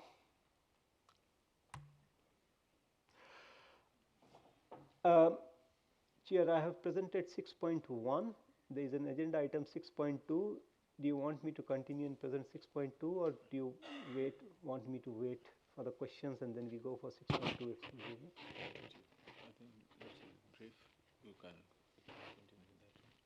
Okay.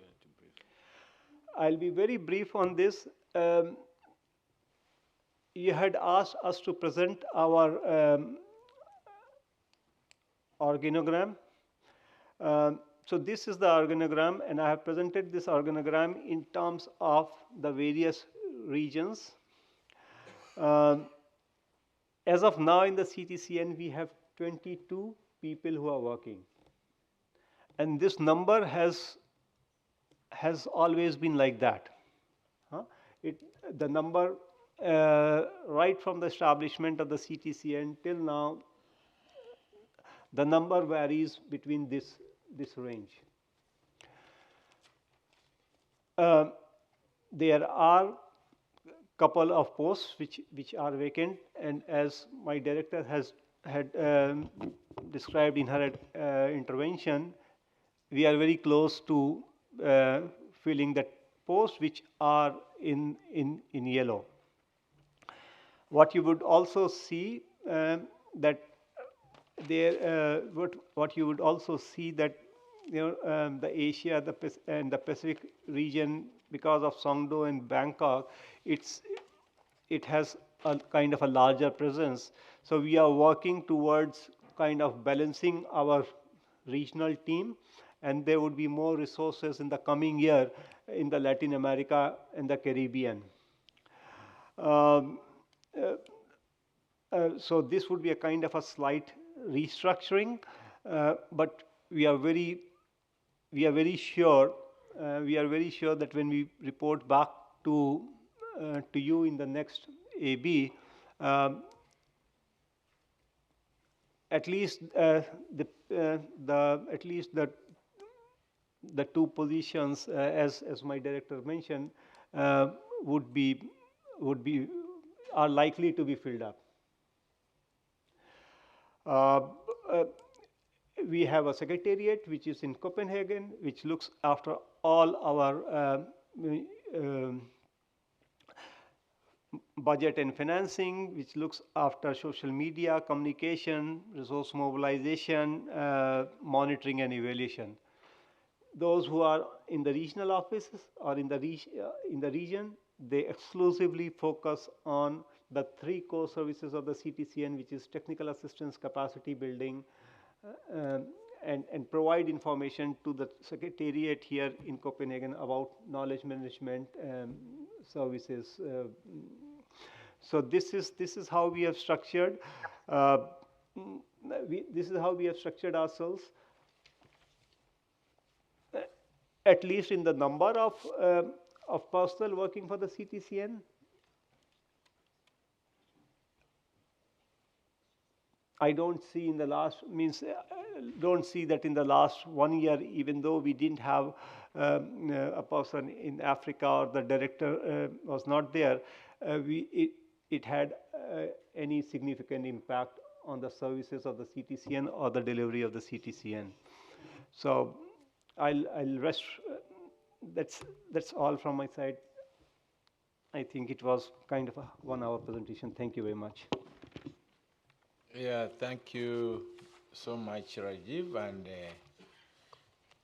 I know it has been a marathon presentation, and we have also coffee ahead of us. And I know many colleagues would like to seek clarification, ask questions, and provide some comments and so on. Before we dive into that, I'll request just your indulgence to have a 2-minute report.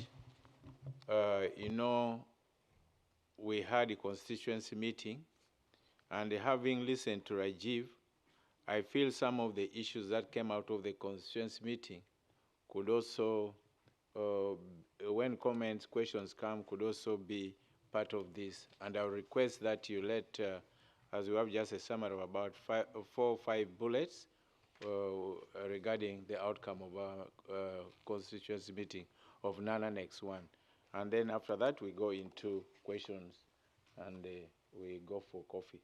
I'll request Katie to just give us a picture of the outcome of our. Hi everyone. So so should I elaborate what to discuss this morning? So that's the. Yeah. Okay. To the team. So, and then I also have the question to Rajiv about the presentation.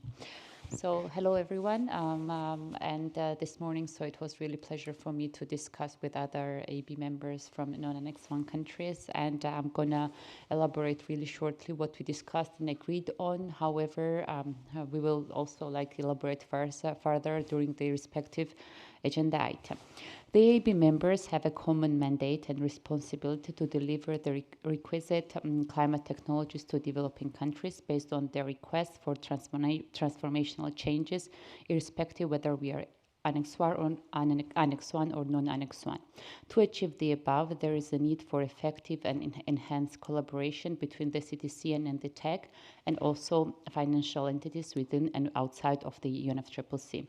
We appreciate the allocation of the time for the constituency meetings, especially for the non-Annex 1 AB members, as they served as an avenue for enhancing effective discussion, information and experience sharing. We wish to continue to have a constituency meetings and should be in the morning, like it is the practice, in the morning up to the lunchtime. We demand enhanced and continuous collaboration between technology mechanisms, financial mechanisms, and technology innovators in order to scale up the delivery of appropriate climate technologies to developing countries. We wish to recognize the important role played by the NDEs in mobilizing the technology needs of their respective countries and submitting the request to the technology mechanism, namely CTCN.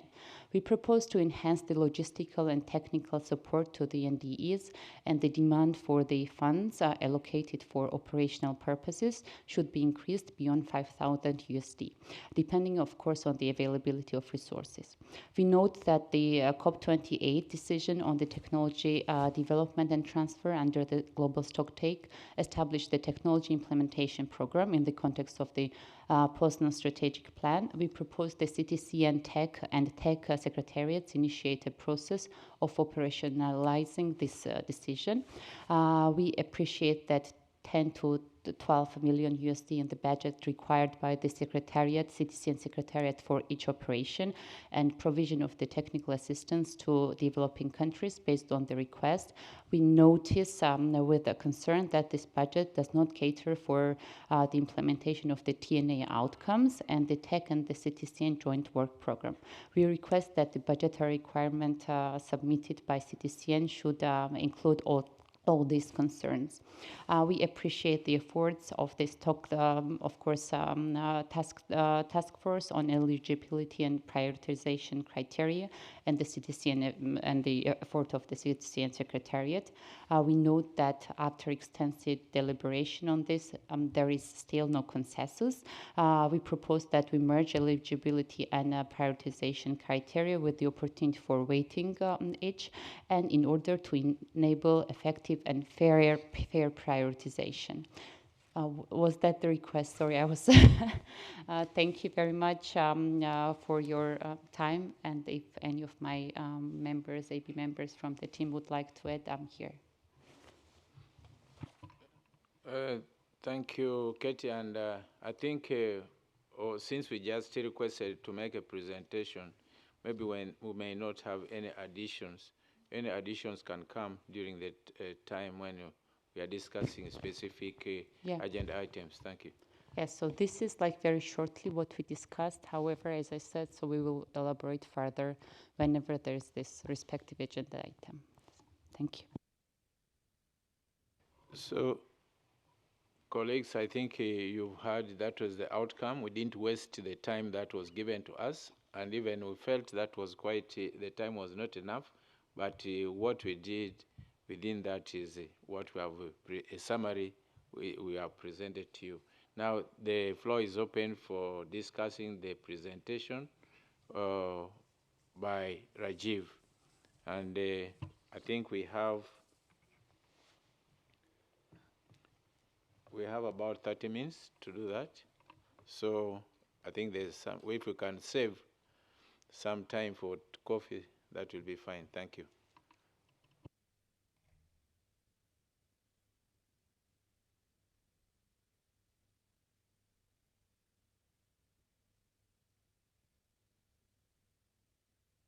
The order this way.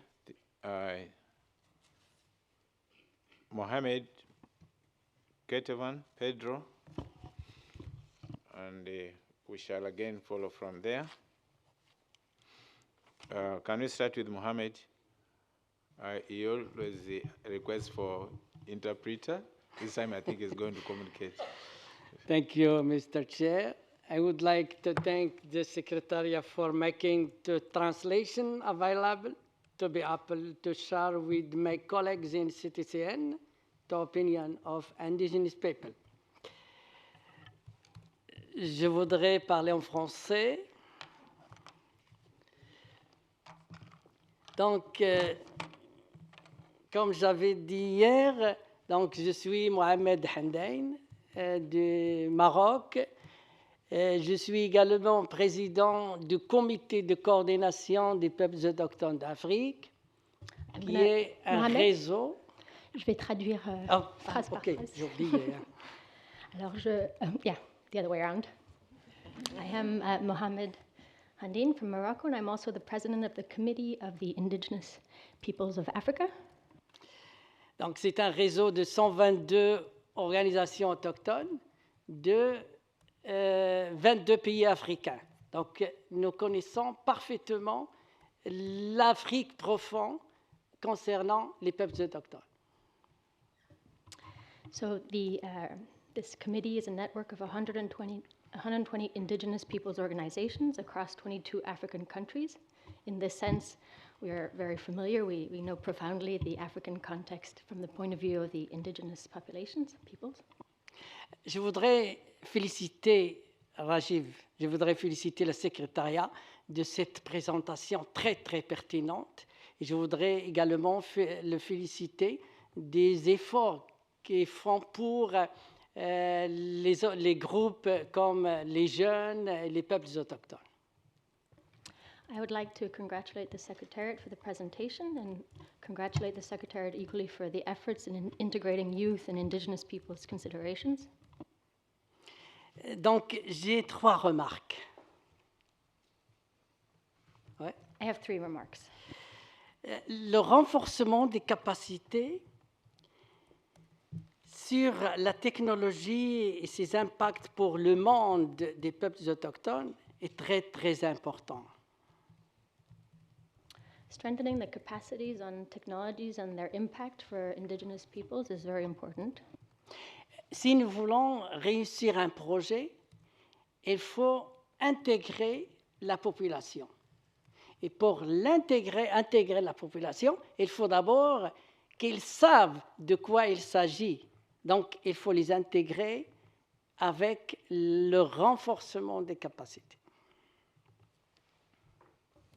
If we want to successfully realize and implement projects, we need to integrate populations. But for that to happen, they need to know what is in question, what the project is about, and so they need their capacities to be built. Okay. Donc, le renforcement de capacités en tant que peuple autochtone, donc nous demandons et nous insistons sur le renforcement de capacités et les ateliers dans les 7 régions autochtones. So this would be my first point, the capacity building for indigenous people. This is something that we would insist on and that we request, and that could be done through workshops for such organizations in this region. Deuxième point, c'est la technologie et l'éducation. Vous savez que pour lutter contre les changements climatiques, vers la fin, il faut changement du paradigme. The second point is around technology and education. So in order to fight climate change, we also need a paradigm shift. Changement du paradigme au niveau de la consommation, au niveau de transport, au niveau de la vie quotidienne. Si on ne se focalise pas sur le changement du paradigme, nous serons emportés par le changement climatique. So this paradigm shift concerns, changes in consumption and transport in terms of our daily life. And if we don't focus on this, we will be somewhat overtaken by climate change. Et pour cela, je propose que la CTCN propose un projet de l'éducation et la technologie pour pouvoir arriver et sensibiliser la génération future pour maintenir l'équilibre entre l'humanité et la nature. L'harmonisation, vivre en harmonisation avec la nature. Thank you very much. So for this, I would like to propose that the CTCN sort of build a project on education and technology for the future generations in order to maintain somewhat of an equilibrium between humanity and nature, to live in harmony. Thank you. Thank you, Mohammed. Next on the list is Ketran. Ketran, yeah. So, Rajiv, thank you very much for the presentation and the team, because you really work very hard and we see that. As I said, so I'm quite new in this setting. However, I've been working on the ground for quite some time, and now I know what is the situation on the ground.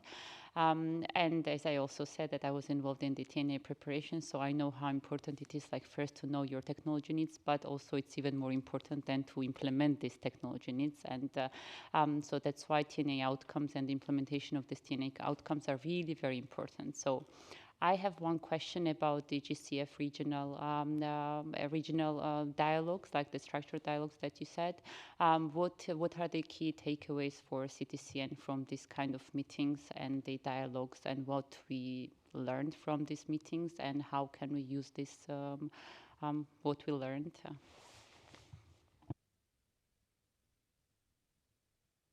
Thank you. The next on the list is Pedro. Thank you, Fred, and thank you, Rajiv, for such a detailed and informative presentation. I think it would be useful to have more information about the request. We heard that there are 120 projects in some stage of implementation, but I think it would be useful to know how many requests have we received, how many were rejected, how many are still were accepted but haven't been implemented yet, and how many are in the stages of evaluation, I guess. And it would be also very useful to break this information by region, to know what is happening in each of them. Thank you. Thank you, Pedro. Next is Stefan.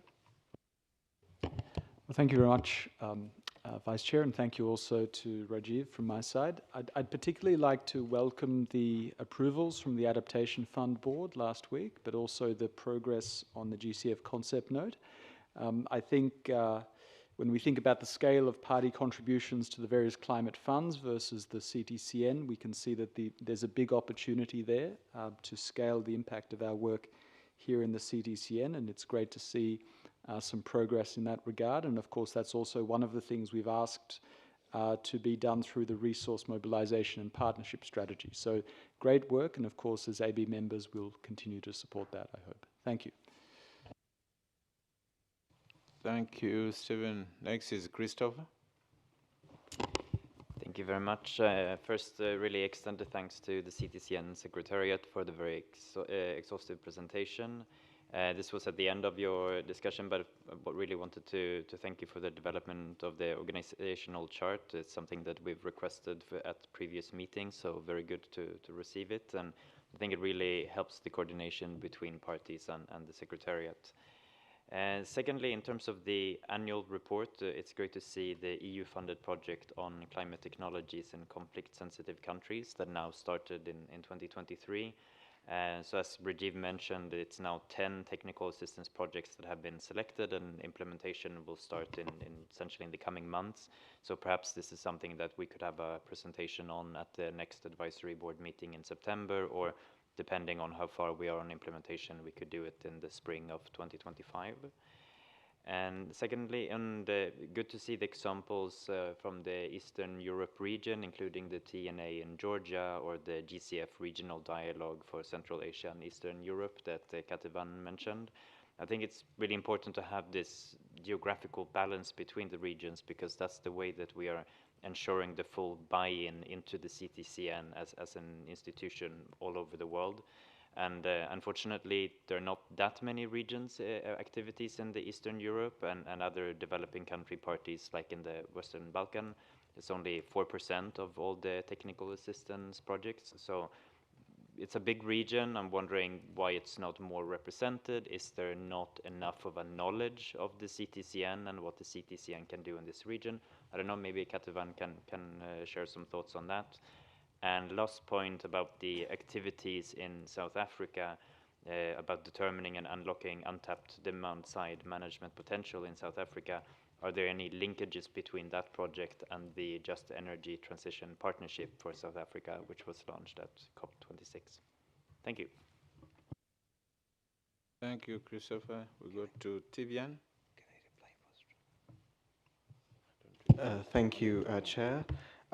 Just wanted to highlight on behalf of the tech some points, and thank you so much to the CTCN for that presentation, and a very big well done on all the work that's been undertaken.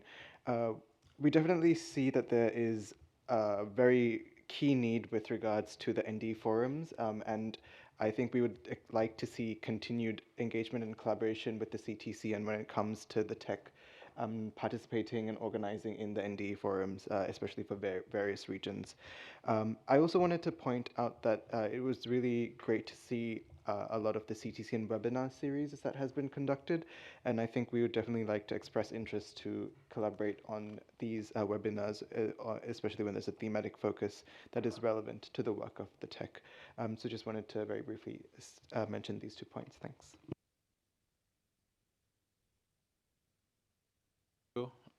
Tibian, I think next is Valeria. Thank you, Chair. First of all, thank you to Rajiv and the CTCN team for all the hard work and for this important update. I would also like to thank the CTCN for the long-standing partnership with the Women and Gender constituency to support the Gender Just Climate Solutions, showcasing and upscaling grassroots climate initiatives that prioritize gender, equality, and women's rights in climate action. The WGC also commends the creation of the Gender Expert Roster, and we expect this can serve to mainstream gender into the technical assistance process and task force. Thank you. Thank you. Sigrid, next. Thanks very much, and thank you so much, Ray, for this presentation. It's really great to see all the progress in 2023. It's an exciting year of the first year of our new joint work program. And I thought it was particularly interesting also in the annual operating plan report to look at the indicators and in our great monitoring system, where we have really overachieved actually a lot of our targets for 2023, which is really excellent. I did, however, note that when it comes to integrating gender mainstreaming in technical assistance requests and also in supporting technical assistance requests with a gender expert, we're not quite reaching our targets for 2023. So I hope that for next year, that we will have some higher numbers here. Thanks very much. Thank you, Sigrid. And next on the agenda is, on the list is Ichiro. Thank you very much. I'd like to congratulate and welcome the significant achievement made by CTCN last year. And also I was glad to hear that the approval of new program with adaptation fund and also a new development with a GCF proposal. I have one question about this development or partnership with adaptation fund and GCF. It takes a lot of work for CTCN Secretariat to develop a proposal and go through a approval process. And does CTCN Secretariat can receive some kind of overhead fee from this fund? Because otherwise it's not sustainable to keep working on or expanding the work in this area. If CTCN can develop some kind of mechanism to get revenue for hiring more staff and increase the operational cost, it would be better to expand the support, the work, this type of proposal development work. That's the question. Thank you. Thank you, Ichiro, and I hope Sigrid has not forgotten anything. Otherwise, yeah, I think, Rajiv, you can respond to the issues raised and questions and maybe clarification. Thank you. Thank you, Chair. My thanks to all the advisory board members for these questions. I'll try to clarify to my best ability, but if I'm not able to clarify, please feel free to come and talk to me on a one-to-one basis. Probably that I would be able to dwell more on the topic.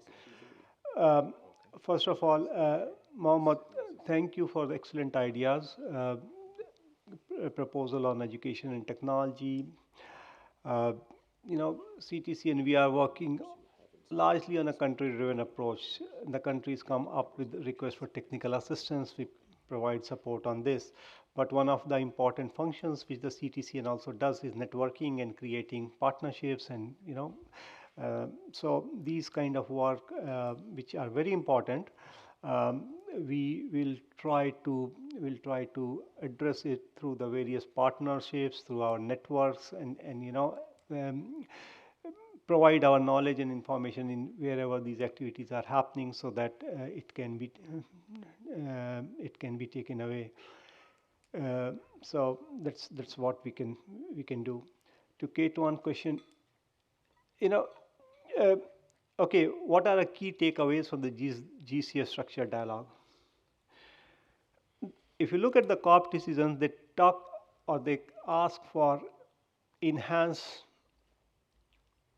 interaction and between the technology and the finance mechanism. And in the CTCN, and this board has been always stating that in order to have this enhanced linkage between technology and financing, it should start at a national level. At a national level, the NDEs, the NDAs, the GEF operational focal point, the adaptation fund focal points, focal points of various banks and financial institutions, they should work as a team. They should interact. They should work as a team and prioritize requests, and then have a kind of an approach wherein you seek support from the CTCN. CTCN provides technical assistance, does catalyzing actions, and then the NDA can take it up, or the GEF focal point can take it up for GEF financing. So this is a way of natural progression. We are trying to do that. It's not very effective. I mean, it's not very cost effective, but that is what we can only do. As CTCN, as an institution, we have our outreach to the NDEs. We are bringing NDEs to this structured dialogue so that in our presence, they can have this discussion with the NDA and identify initiatives which can be scaled up. And this is the reason why we don't invite everyone. We invite only few selected NDEs wherein we see our technical assistance have the potential to scale up. So this is why we cooperate, or we have that route.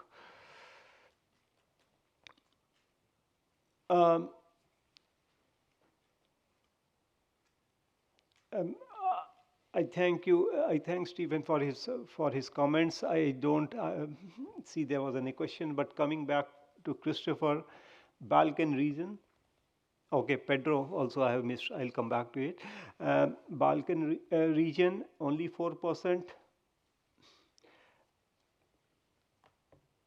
Number of countries are small as you compare to other regions. That could be why it is just 4%. But also, more importantly, they don't have NDEs. They don't have NDEs. They are not responding.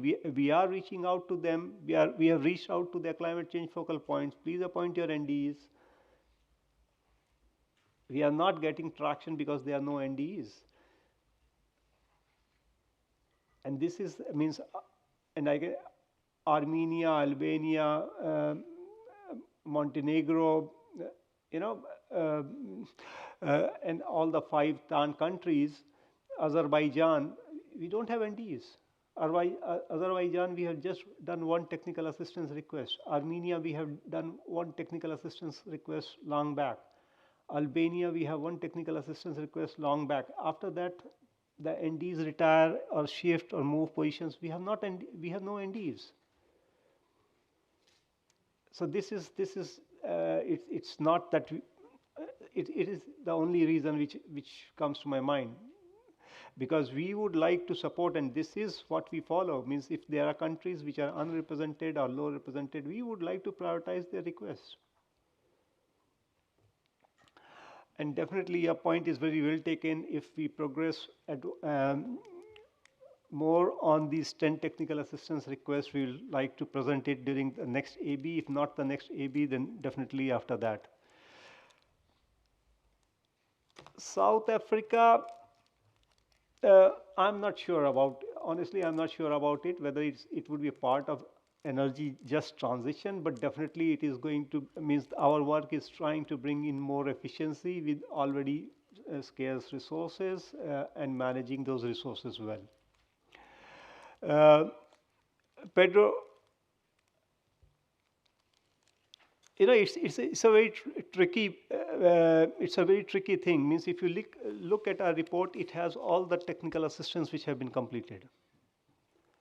So our annual progress report, it has, which was circulated as a document, it has all the 25 requests which were completed. And as I have said earlier too, in CTCN, we don't reject requests. So it's nothing like request comes to us and we reject it. Means we reject it in the sense that we tell the NDEs that it does not matches with our existing program of work. Are you in a position to modify it as per what we can support on? And this conversation keeps on continuing, and that's why we have a project pipeline.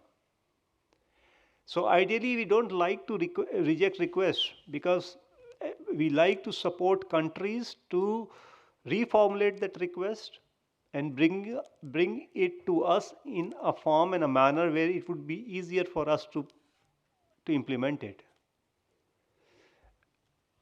And this we are able to do it because we don't do call for proposals.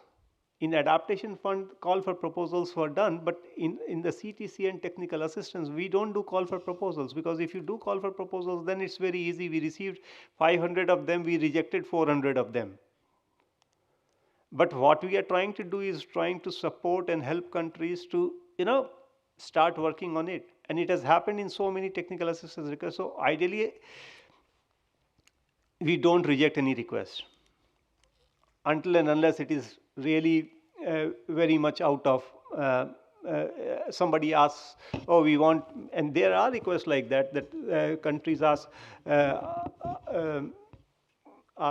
some things which we are not able to provide.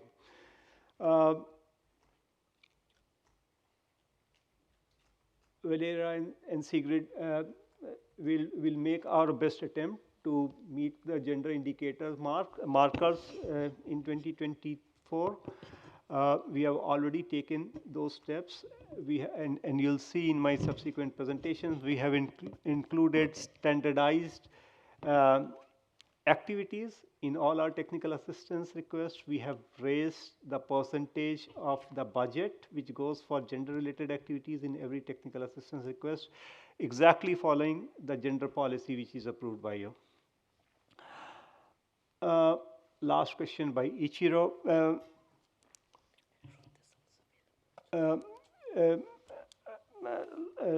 Last question by Ichiro on the overhead fees. It's a very important point. And the UNEP management has looked at it. We had looked at it, and that's the reason you see that the number of readiness programs which we did, like 31, 32, it has means in the recent years we have not picked up any new readiness projects. This is a point. The large scale projects which I pointed out with Kenya Commercial Bank, etc. And I'm just talking about GCF, Adaptation Fund, I'll deal it separately. We had undertaking catalyzing actions and facilitative actions. So the accredited entity is not CTCN. Accredited entity which is applying for these funds is going to be the Kenya Commercial Bank or any other direct access entities, because we don't have that capacity in the Secretariat. So what we are doing is, we are doing technical assistance, the results of it, we are taking to accredited entity, we are spending a bit of a time, and trying and promote and our experience to scale them and helping them scale it up. So in that context, maybe CTCN is not getting any return on investment, or is not getting any direct return. But what we feel that once the accredited entity starts implementing these projects, they will come to CTCN and then they will contribute something for technical assistance, like the Kenya project or any other project. What we feel is that if it goes to implementation, KCB will come back to us and say, okay, 45 million has been given to us by the GCF. Out of this 45 million, 5 million is the technical assistance component of this 5 million technical assistance component. Can CTCN help us in doing activity A, B, and C? And that will give us some money, maybe, but not as of now. Adaptation fund have different modalities. Adaptation fund, we get overhead. We get the implementing entity fees and also the executing entity fees, so we get our overheads. Thank you. Ruth? Thank you, Rajiv, for responding to those very many questions, but it would be unfair if we didn't allow the observers also to raise their voices. And I open it to observers, at least 3, if we can get 3 of them in the remaining minutes. I'll start. Ruth? Ruth? Thank you very much, and it's the first time I take the floor. I'm very happy to be here. My name is Ruth Couto. I'm the head of the mitigation branch, and I work very closely with Dacian and with Rajiv. I'm based in Paris. My point is to respond to our colleague from Japan that raised the issue of the GCF and the fees. I think you touched an important point. CTCN is not a separated legal entity, and therefore to access GCF resources has to go through UNEP, and readiness proposals have a lot of high transaction costs, and I think you got the answer from Rajiv that this has been in a descending curve. However, I think supporting national accredited entities is much less in terms of high transaction costs, and therefore it's potentially a very cost-effective way of supporting the countries and the NDEs that approach CTCN for technical assistance, because the national accredited entity build its own capacity, access the resources directly, has the fiduciary responsibility to do that, but can continuously get the technical assistance that is so rich through CTCN. So therefore, I think that is a less cost burden, and therefore there is no need for the overhead because it's part of the job of CTCN to do that matchmaking on technical assistance. So thanks for raising that, and happy to further clarify if this is not clear. Thank you. Next is Svetlana. Thank you, Vice Chair. That's my first meeting here, my first time speaking. So my name is Svetlana Bogomolova. I'm an academic researcher. I'm a professor of social marketing and director of Center for Social Impact. As a new member, I really welcome, Rajiv, opportunities for matchmaking and better navigation of the website and the network so that we can better understand what are the current needs and what are the capacities that we can fill. And the next point is we would really welcome some guidance from the Secretariat around where you're going in the future and what might be those skill set that you're looking in the technical expertise, because a lot of us in our own organizations are looking to develop and open new R&D initiatives. So some sort of guidance where we could develop our own organizations and skill set would be really good so that we can, I know your initiatives are multi-year and significant rollout, so that kind of guidance and leadership would be really helpful so we can invest in our own capacity. Thank you. Thank you, Svetlana. Last one is Ariesta. Thank you, Vice Chair, and afternoon, colleagues.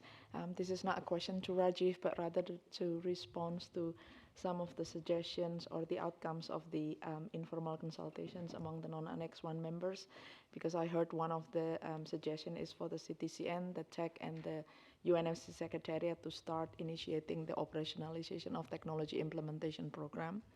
This is a mandate by parties and by parties' decision also last year that parties will only start considering it at the upcoming SPI 61 in Baku. And therefore, of course, the UNFC Secretariat stands ready after that, as well as with the TEC CTCN, if there is a mandate that coming from parties after that particular session. I just want to make a clarification on that. Thank you. Thank you, Arista. And I think we now qualify for tea or coffee or water. Can we have a break for about, how much time do we have? We have 30 minutes of a coffee, tea break, and water break. Thank you.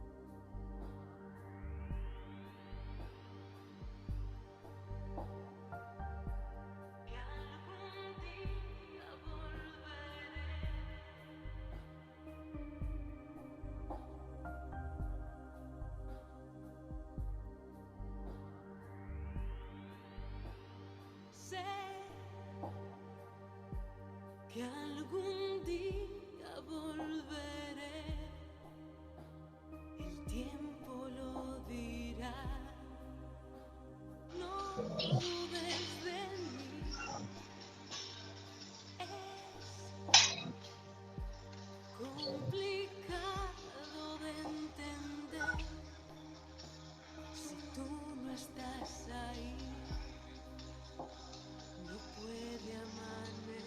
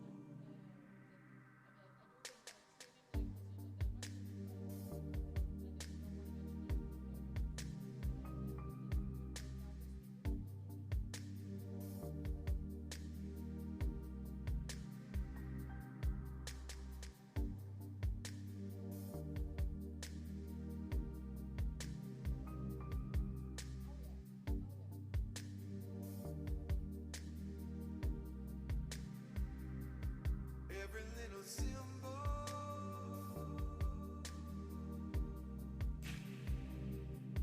every little sign,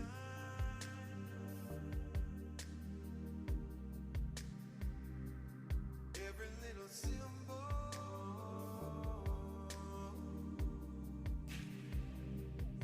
every little sign.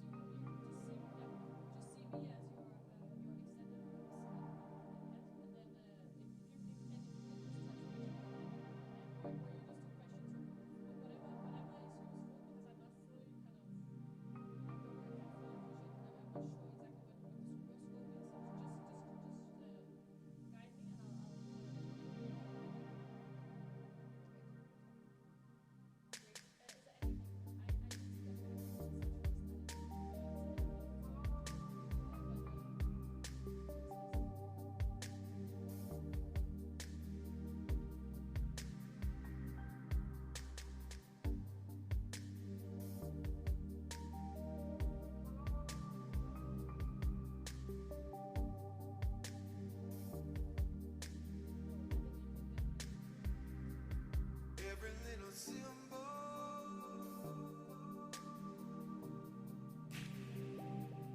every little sign,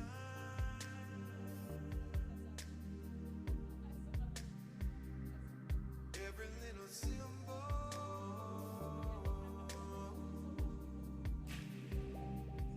every little sign.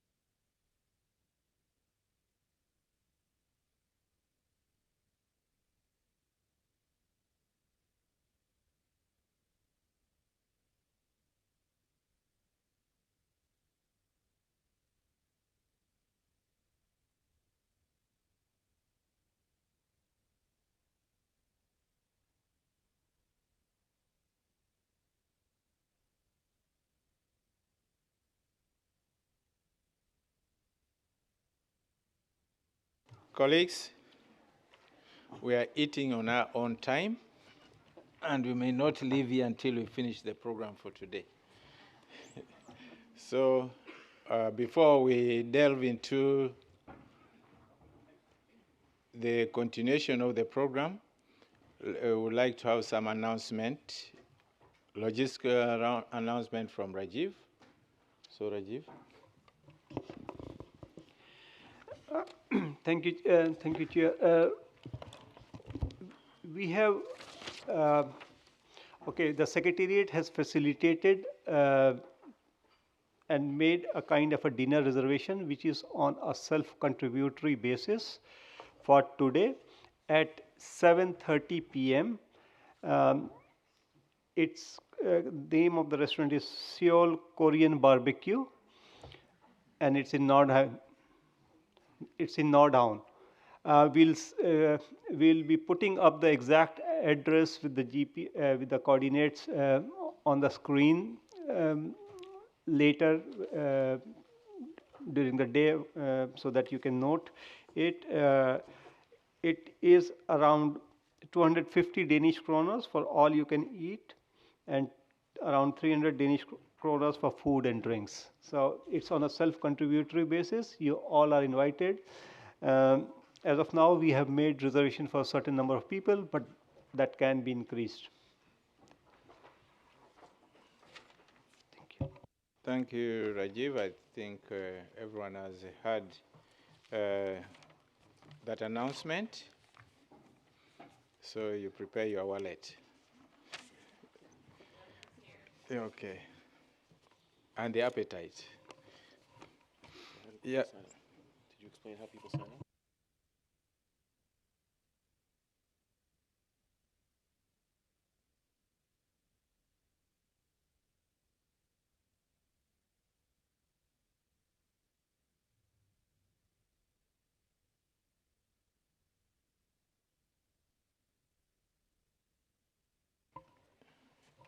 Yeah, related to that announcement, I think that's an avenue where we can also interact in an informal way. It's not all about dinner.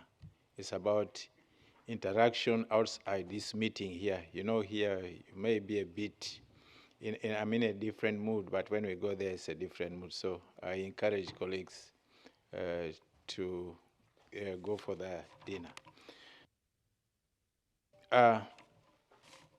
We're moving on, and we'll now focus on CTCN financial matters.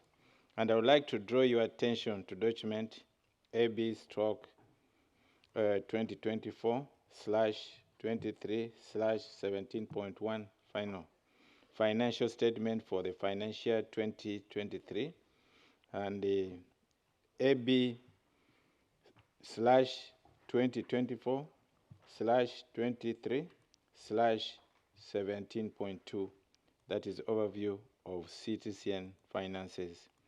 I welcome Mr. Didier Sazman, who is the Chief of the Program Management and Administration Units for the Climate Change and Economy Division in UNEP.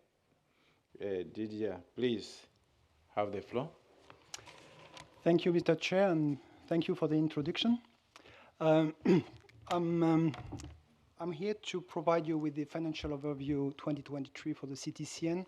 Let me first start by recognizing the team that is providing the operational support to the CTCN year in, year out. Namely Mrs. Rima Dabag, who is based in Paris and acts as an administrative officer. Mrs. Nima Joshi, that you are very familiar to, and Bibiana Sanchez, both based in Copenhagen. They are basically the foundation of that CTCN for years now. And more recently, thanks to the expansion of the CTCN in Incheon, Mr. Woo-Young Kim, who is based in Incheon, and provide operation support to the office there. Overview of 2023 for the CTCN. We'll start by the income side. And so in 2023, the CTCN received over 9 million, almost 9.4 million US dollar in cash, against which 7 million have been spent without net of PSC, program support cost. The contributors to the 9.4 millions were essentially the European Commission, followed by Canada, Republic of Korea with a 5-year standing pledge contribution, Japan, Sweden, and Spain.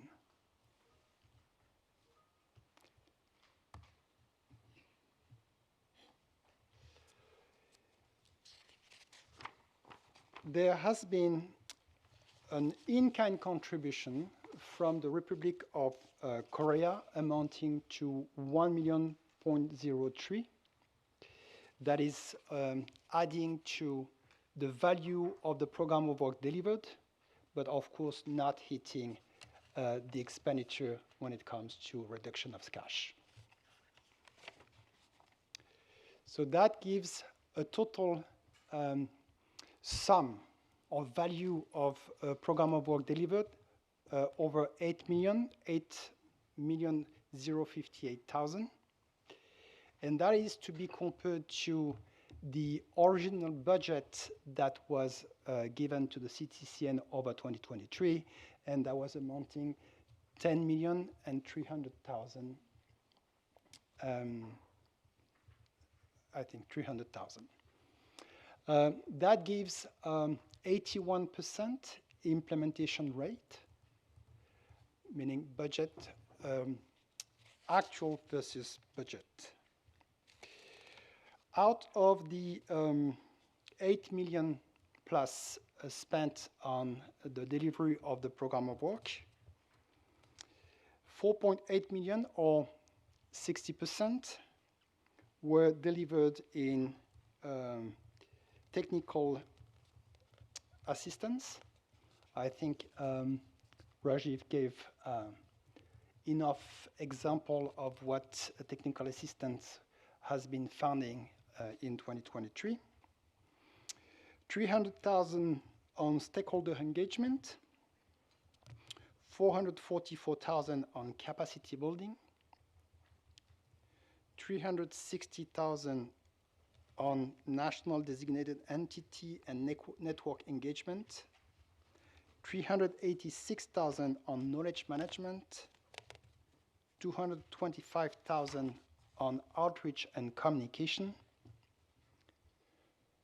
298,000 on advisory board and other meetings, 20,000 on monitoring and evaluation, and 1.2 million on CTCN operations.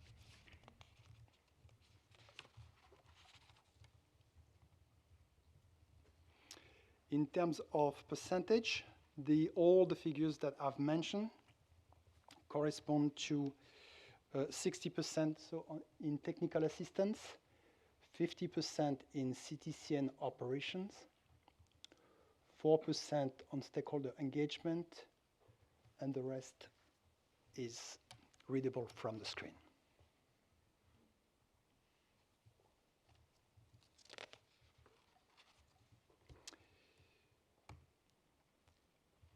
If I'm going too quick, you tell me. Now, looking forward, as at 1st of January 2024, CTCN was having over 20 millions of either cash in hand or confirmed pledges. That was split 47 of contribution in the earmarked trust fund, unearmarked trust fund, and the rest, 53%, made of specific contribution for a specific output or with a conditionality.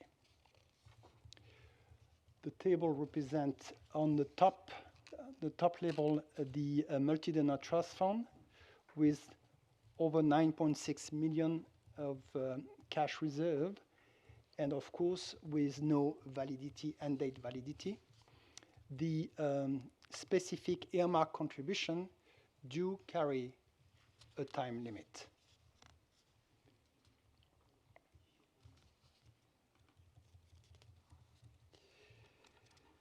Looking forward again, and in the pipeline, there are commitments of pledges that need to be formalized with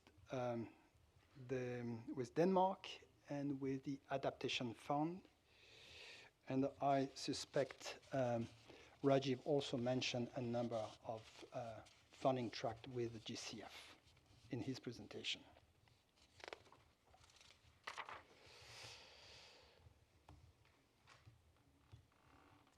So that's the diagram representing the footprint of the donor community per donor.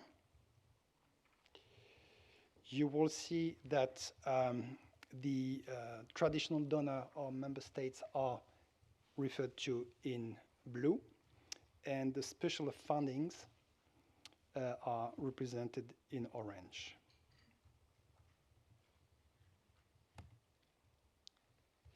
That gives, since inception of the CTCN program to date, the program has mobilized $115 million US, made of 96 million from traditional donor, voluntary contributions, and 19 million from specialized funding, GEF, GCF, Adaptation Fund. Mr. Chair, back to you, ready for question. Thank you. Yeah, thank you, colleagues. And thank you, DJ, for that very eye-opening presentation. I now open the floor for discussions or comments and maybe additional information. But maybe before I open to others, charity begins at home. And I would like to, first of all, when you look at the list of the countries that are contributing, I see very many colleagues here from developed countries and representing governments and even different communities who have the private sector here, the business communities and so on. So looking at the contributions here, what message do we get? Because I can see here in the first presentation, European Commission, Canada, Republic of Korea, Japan, Sweden, and Spain. I know some countries have been contributing before, and maybe they feel they should wait and contribute later. But my message that I'm encouraging ourselves, let's continue contributing to make the CTCN deliver, because the delivery of CTCN is our delight, is our visibility. And if we take home the message, we are proud communicating about the achievement of the CTCN, the advisory board, and the partners. So I really feel that this list the whole list should fill one page, only the list of countries contributing, and it would be really our pleasure. But maybe I leave it at that. That was my just initial comment, and I would like to open the floor for other people. I can see Annie.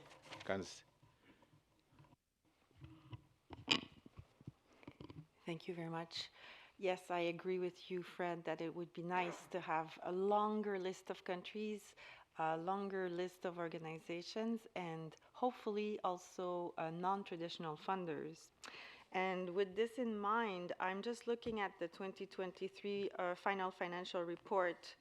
vice service areas, which is that blue document.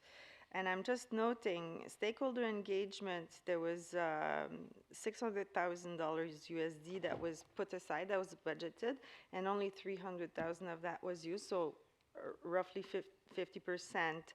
And then in terms of the total outreach, networking and stakeholder engagement, 67% of the budgeted funds were used. And for the CTCN's operations, only 50% of the 56% of the budget was used. And overall, for the total of CTCN operations, 64%. But for the AB meetings and other UN meetings, it's the only element that overshot, and it's at 149%. But just going back to the stakeholder engagement, outreach, networking, to get the word out, to get more funders. I just would be interested in knowing why not the full amount that was budgeted for these activities ended up getting used, because I think a lot of people here know by now that I'm quite keen on having the appropriate amount of resources available to the CTCN to maximize its activities on the ground, obviously, to deliver on the mission of the CTCN. And engagement, networking, and outreach is a foundational part of that work. Thanks. Thank you, Annie. I can see Rajiv holding the flag. I think he wants to say something. Rajiv?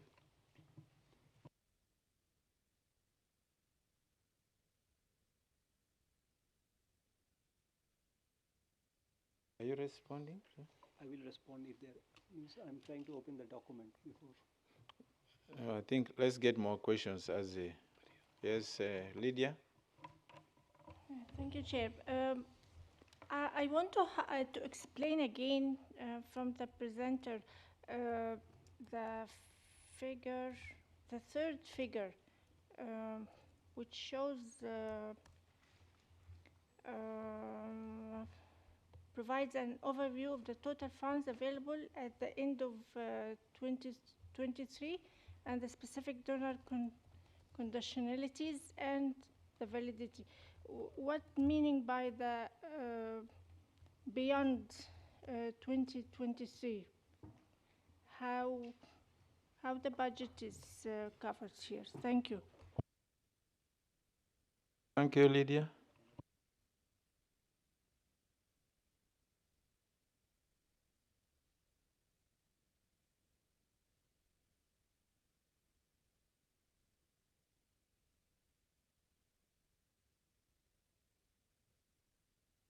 Lydia, can you repeat the question? Explain this figure for me, because I didn't get your explanation regarding the other years beyond 2023. Thank you.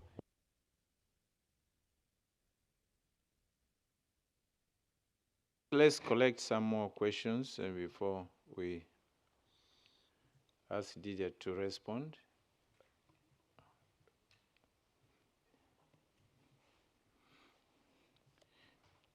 My other concern, maybe as I wait for you, is when we now are emphasizing the importance of NDEs, and when we look at the NDEs put together with the other members of the network, in the terms of allocation, that is the approved budget and expenses 2023, I would like to see a separate indication of allocation to the NDEs from the members of the network, so that we are able to track exactly how much resources are going to the NDEs, because we are now emphasizing their importance in this equation, and we would like to see that there is at least fair resources allocated to the NDEs. Then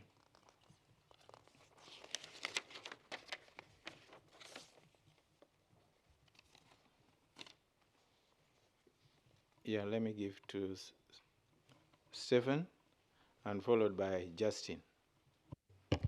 Thank you very much, Vice Chair, and thank you to Didier for this report. I have a question to the Secretariat about the the final statement of income and expenditure, so calendar year 2023. Comparing that to the equivalent document for 2022, we see that the staff and personnel costs has gone down.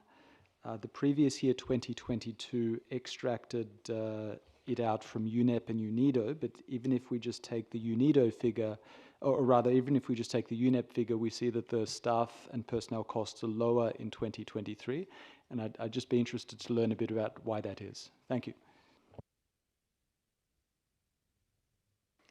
Thank you, Stephen. Let's go to Justin. Thank you, Fred. It's just building on what Annie was saying around the differentiation between budget and expenses when it comes to stakeholder engagement. I know tomorrow we have a conversation, both, excuse me, in terms of the resource mobilization strategy and also the work in terms of strategic communications. I'm just wondering if we can maybe try and combine those conversations in some way, because I think we need to figure out where we get most return on investment, bang for your buck, call it what you like. But I do think we can maybe think a little bit more integrated in terms of how we extract most value from these activities, because there does seem to be this quite large discrepancy. Thanks. Thank you, Justin. I think, Rajiv, you want a question or clarification? No. I think maybe you wait when it's time for response and clarification then. Let's first take the questions, please.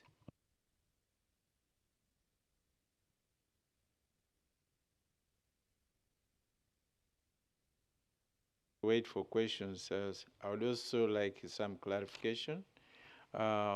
When we agreed about the funding of NDEs, the Secretariat dived into coming up with the methodology of delivery. Now, when we talk of this allocation to NDEs, to me, I would think the money has not yet been used, and therefore the ones for the LDs, for NDEs will still be there, and therefore they can be carried forward. That is my understanding. So if it is carried forward, then we combine with the next allocation for NDEs, and I think we expect more resources for NDE on top of the savings from this, because I want to assume the money has not been used for the NDEs. So.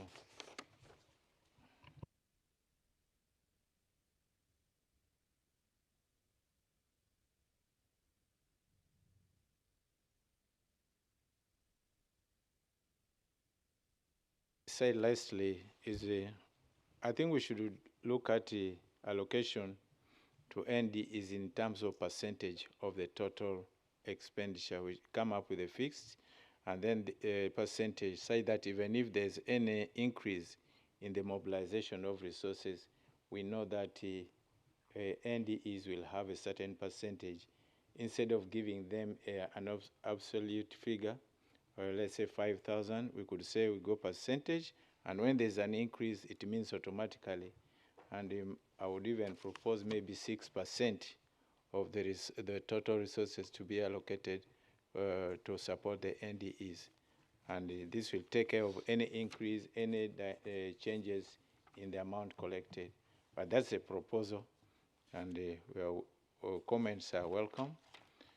If I don't see the CTCN AB members, then I may ask also the observers to contribute at this stage, as the more AB members are thinking about their questions, their comments. But this is a very important subject, colleagues, and I think this is where the gist of the matter is, because if you don't have resources, how would the CTCN operate? So we would like to have your inputs, genuine inputs, comments on this subject here. So if you don't say anything, that means we agree with whatever is here, and then we proceed. But let me open it to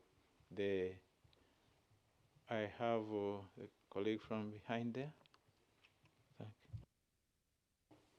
Thank you, Chair. My name is David Baguma, network member and observer. I need to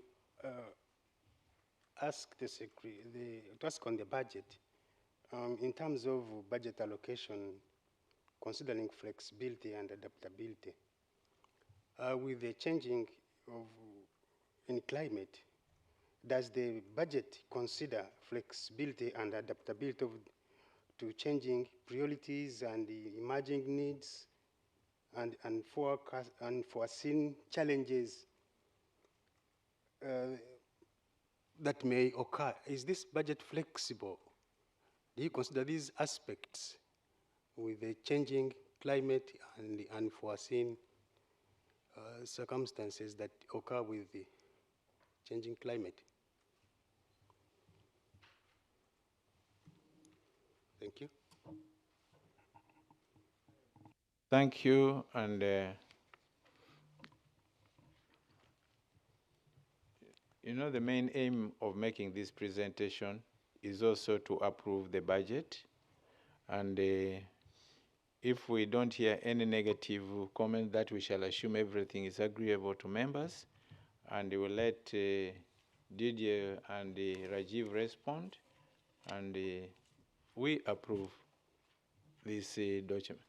Yes, I can see Nima. Yes, thank you. I just wanted to add a clarification that the budget for the AOP for 2024 was already approved. These are the financial statements of income and expenditure that the books have been closed last year for 2023. So this is what we present for advisory board's endorsement. So, and your question about this NDE and network engagement budget splitting, that is also factored in for the 2024 AOP budget, and we will be reporting on it in the autumn meeting. So this is for the 2023 AOP. Thank you, Nima, for that clarification. So can we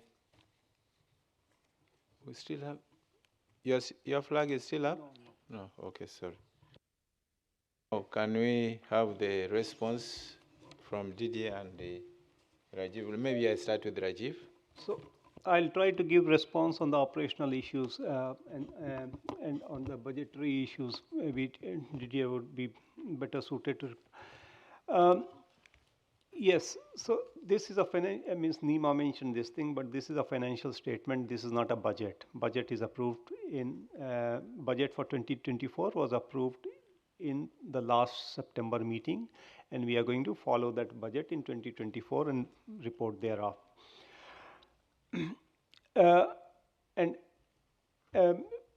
Anyway, when I got this budget figures, I also started looking at what are the areas, why are we going down in certain areas, and each one of them has an explanation.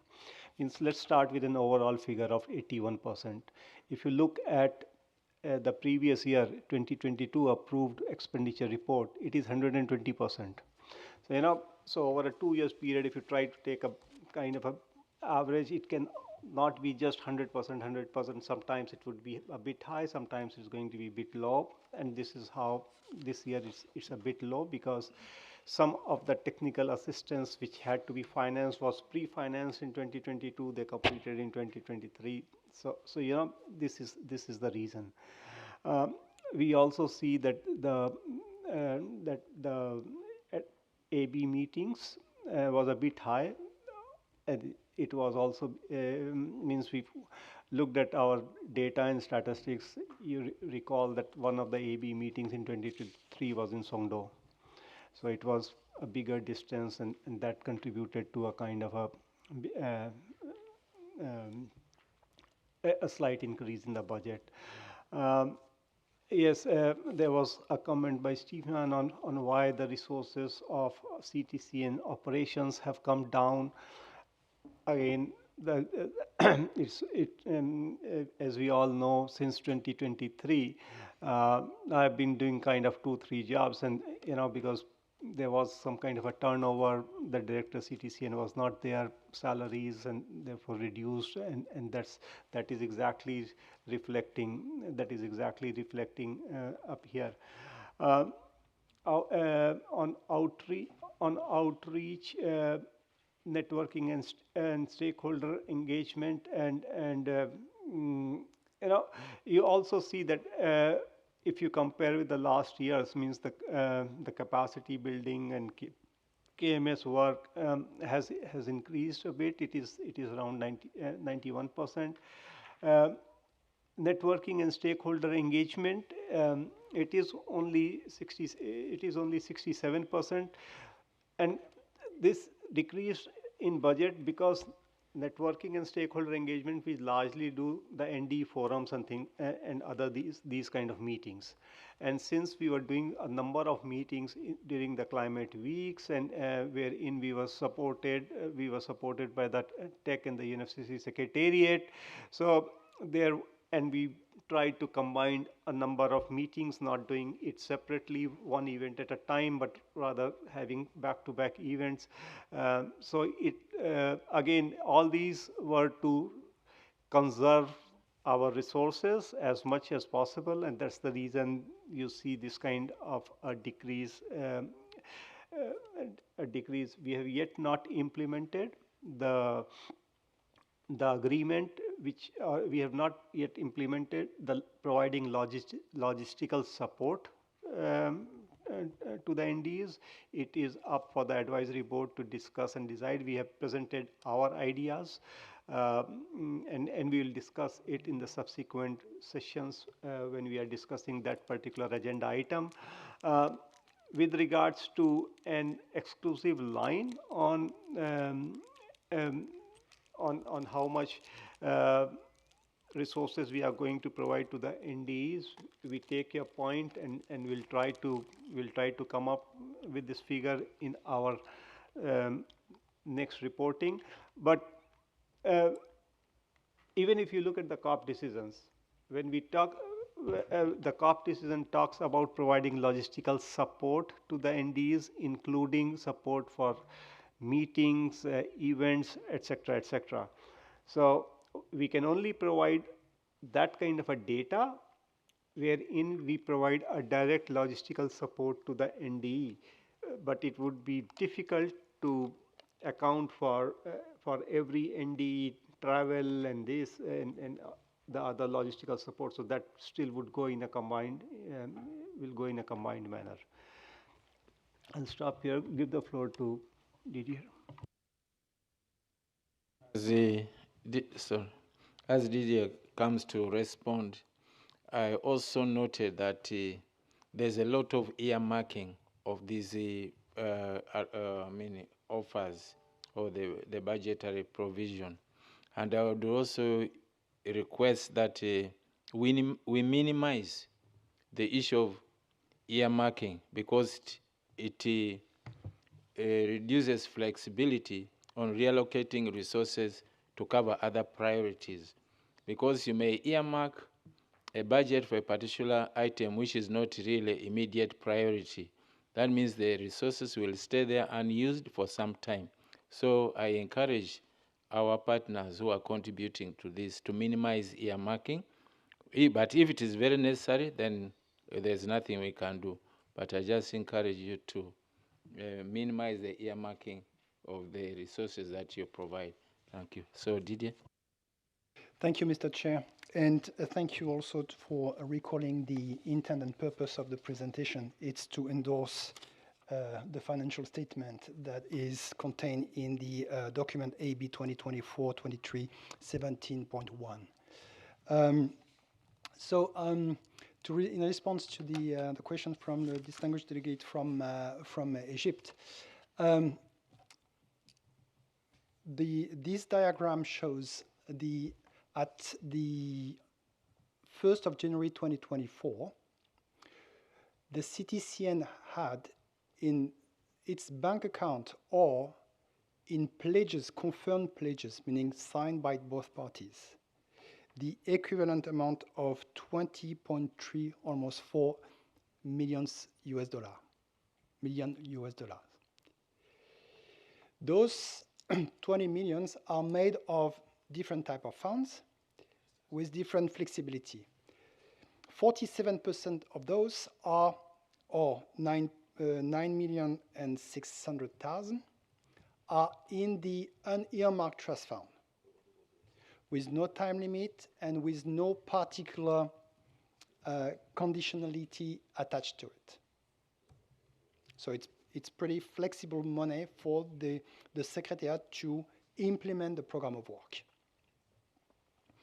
And there were 10.7 million of either pledges or cash that were in our bank account with a conditionality attached to it, either in terms of focus, essentially in terms of focus, what it is meant to be supporting or paying for.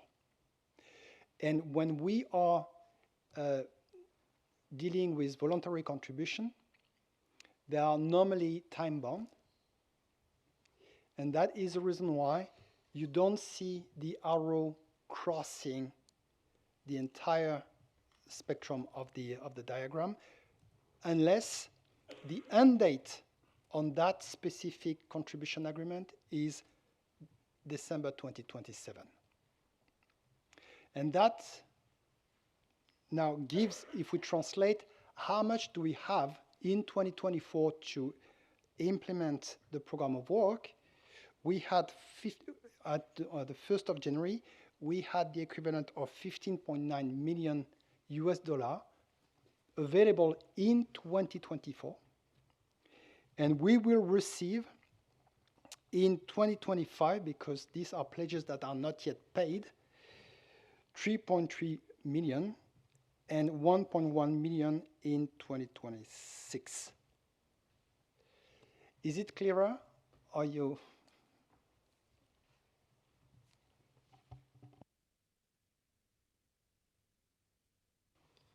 Lydia, you want to Is the question? add another question? Please, Yes, please. I will be brief.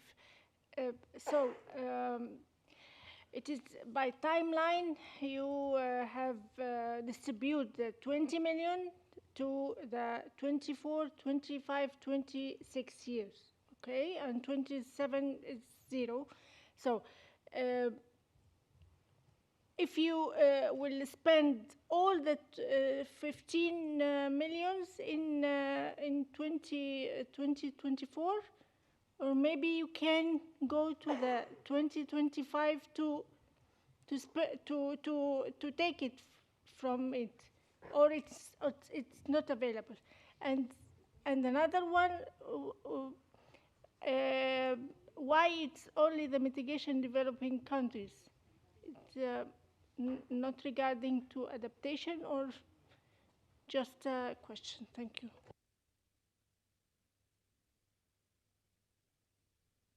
Thank you, Lydia. Can you respond? Yeah, thank you, Mr. Chair. The amount that you see associated with the year is when the cash is available. Now, that same audience approved the program of work and budget.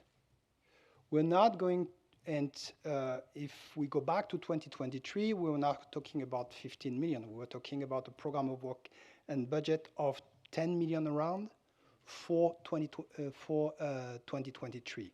I suspect in 2024, your program of work and budget that you approved in September last year is ballpark within the same range.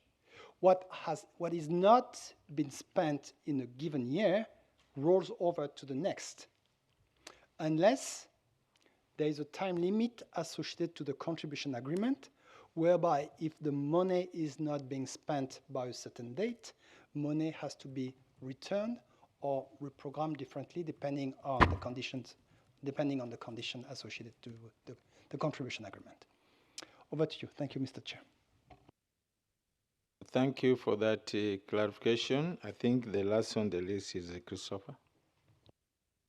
Yes, thank you very much. I think you explained it really clearly, Didier, and really explaining with the comment from Lydia that, I mean, take the EU one as an example with a grant of $4.5 million. So essentially, we have a grant agreement, we have a contract essentially with the CTCN Secretariat that we have all this money that we need to spend in these years. And then we work specifically with the project managers like Nadej from the Secretariat to a little bit kind of try to do a third each year. So it's really exactly like you said, that whatever money is left over one year rolls over to the next year. But at the end of 2026, our projects need to have finished. And that's when we do our evaluations and so on. And that's when I need to go to my boss and ask for more money, essentially. So it's not as bad as it seems, that we don't fall off a cliff at the end of 31st of December 2026.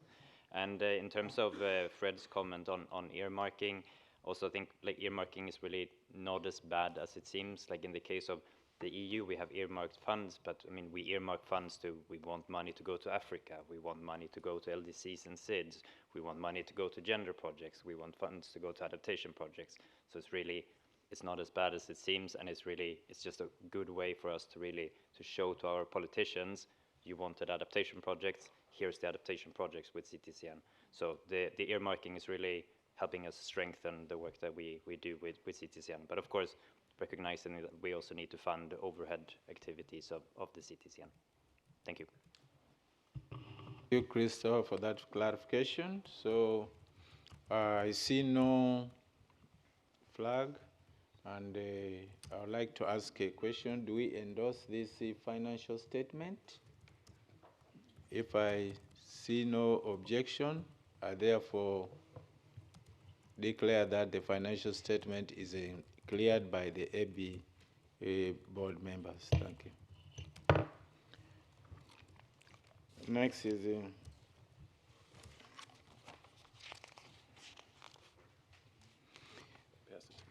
I think I've done my job for today, and I would shift the baton to Erin to continue from there.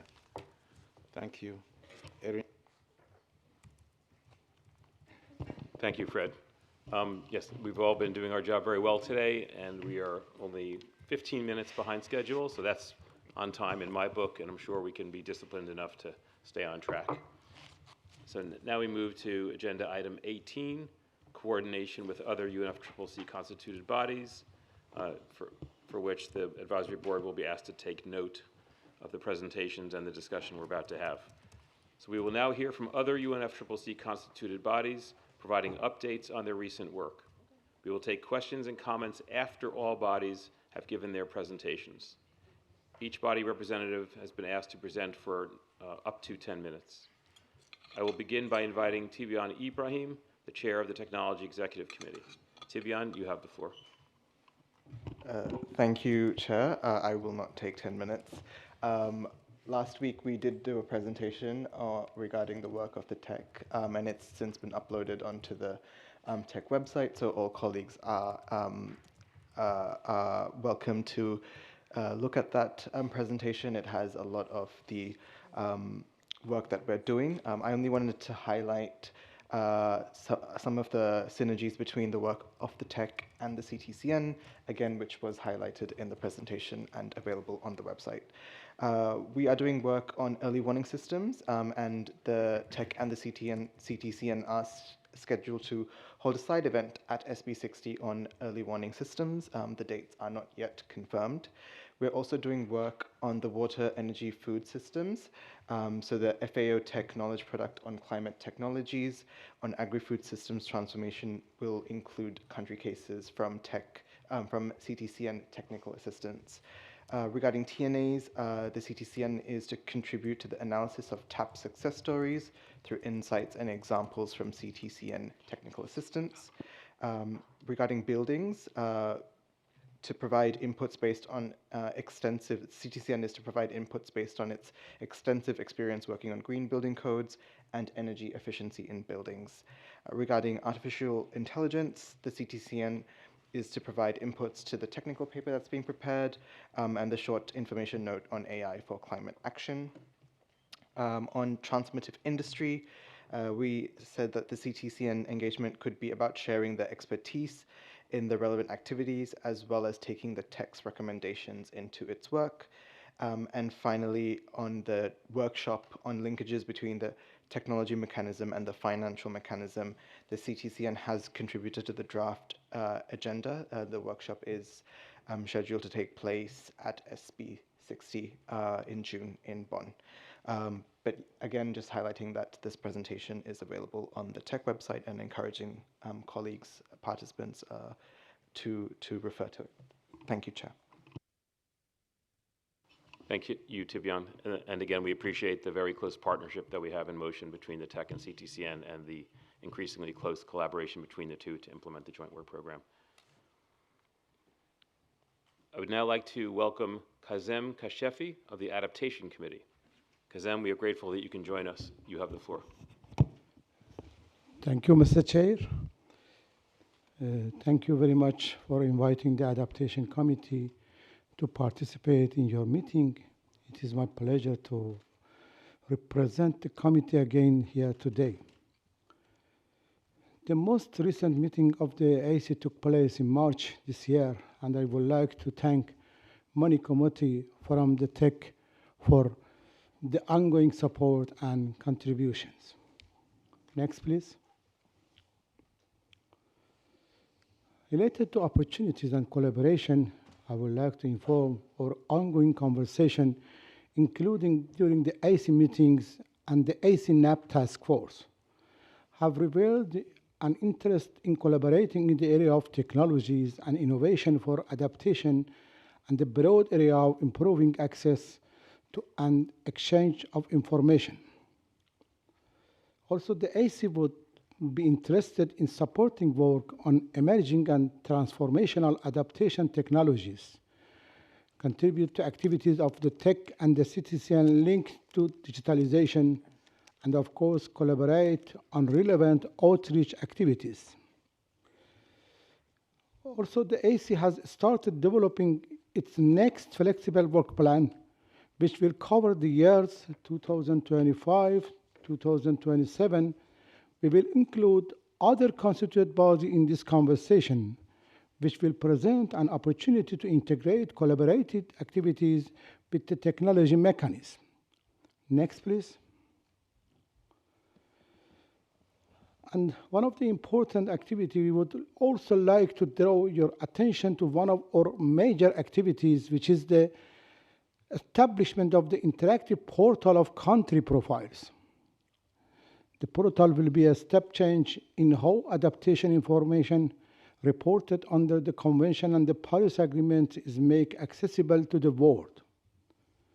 Also, it consists of interactive country profiles that showcase the state of adaptation action in each country that is a party of UNFCCC. The country profile provides information on adaptation action undertaken along the adaptation cycle and are based on the latest information available in national reports and communications submitted to the UNFCCC. And as a unique central access point for information, this portal is designed to enhance the collective understanding of adaptation action, facilitate recognition of adaptation efforts, stimulate learning and further action, and contribute to the tracking of adaptation progress globally. And finally, the full launch of the portal is planned by end of this year, a previously already linked on the Adaptation Committee landing page. Next, please. Another opportunity for collaboration, I would like to invite you to come to a side event that the AC is organizing during SB 60 in June this year. This event will focus on mandates that AC has received from the negotiation on the GGA in Dubai. This will particularly relate to a mandate regarding technical guidance and training material to support the implementation of the newly established UAE framework for global climate resilience.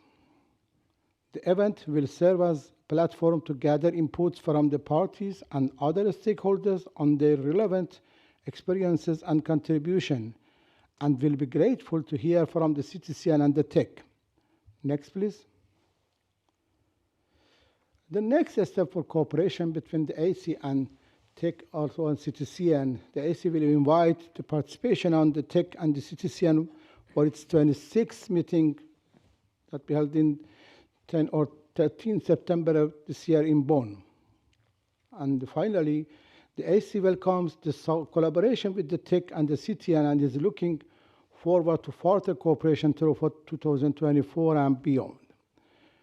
Also, I stand ready to ensure that activities you engage in this week inform the future work of the AC, and I am fully committed to facilitating the integration of these insights into our strategic planning through the two secretariats. Thank you.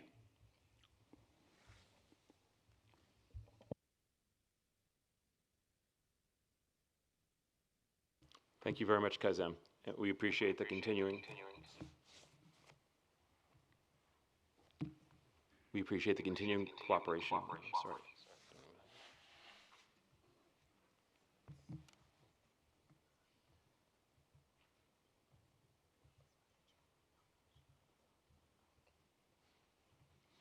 Sorry, I was getting feedback. We appreciate the continuing cooperation with the Adaptation Committee and your specific proposals for ways that we can build on that collaboration going forward very much. I would now like to move to the Standing Committee on Finance, and we have SCF member Vicky Noens joining us online today. Vicky, you have the floor. Thank you very much, Mr. Chair, and again, welcome to see you all. Just double checking if you see the presentation. Yes, we have it on the monitors here. Thanks. Okay, thank you very much. So on the SCF, we're going to give a short overview of what we discussed at SCF 33, which was end of April, and apologies, I'm getting a little bit, end of March, and apologies, I'm getting a little bit sick here.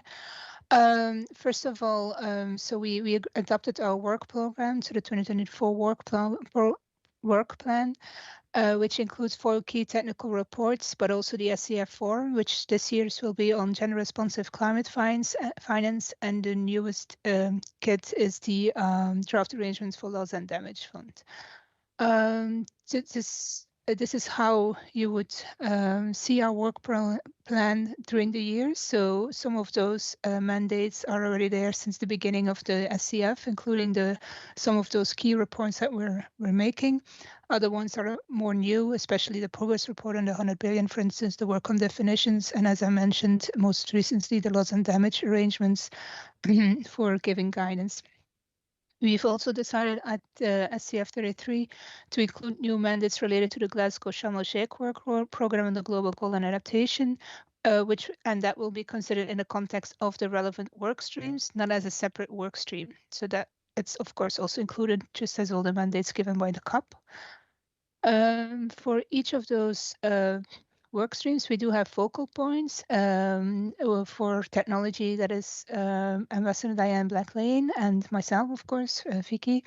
And then we've also selected new co-chairs, which we're very lucky to have an all-women team, which is, again, Ambassador Diane Blacklane and Apollonia Miola from the European Union. So then I'll go to the substance. So first, those 4 key technical reports. I think most of them are already quite known. But so in this year, we will finalize the 6th biennial assessment and overview of climate finance flows. It should provide a continued robust technical approach to reflect latest assessments and overview of climate finance flows, and should continue update info and data, including adaptation, finance, loss and damage, Article 2.1c, and gender disaggregated data on climate finance as much as possible. The call for evidence for data information is 30th of June, and this is being co-facilitated again by Diane and myself. I assure you, we're not the only active co-facilitators or SCF members. All of them have an important role to play.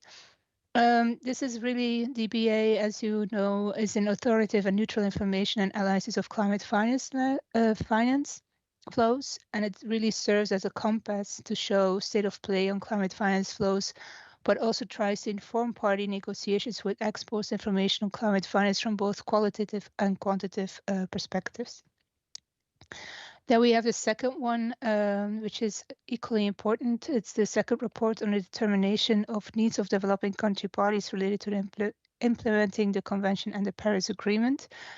There, the focus is really on aggregate data and information, both in quantitative and qualitative terms, in determining needs of developing countries. So it is a really importance of data robustness and diverse methodological approaches in determining needs are being highlighted.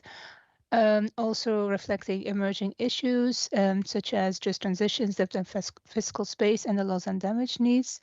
And again, just as with the BA, the call for evidence for data and information is the 30th of June. This is co-facilitated by my colleagues from the United States and Saudi Arabia. So that would be Kevin Adams and Mohammed Yayoub. And yeah, this is also much of a flagship for the SCF. The third report is the second report on progress towards achieving the goal of mobilizing jointly $100 billion per year to address the needs of developing countries in the context of meaningful mitigation actions and transparency and implementation. Maybe we do need to work a little bit more on the titles, but yeah, here it is. This will be the second of the third biannual report mandated to the SCF on the achievement of the 100 billion. And this will feed into the 100 billion discussions at COP29. So again, a very important report that is coming up this year. This is being co-facilitated by my colleagues from Switzerland and Tanzania. So that is Ms. Gabriela Blatter and Mr. Richard Muyongi. Here it's really important that we outline the challenges and lessons learned in relation to the goal and data.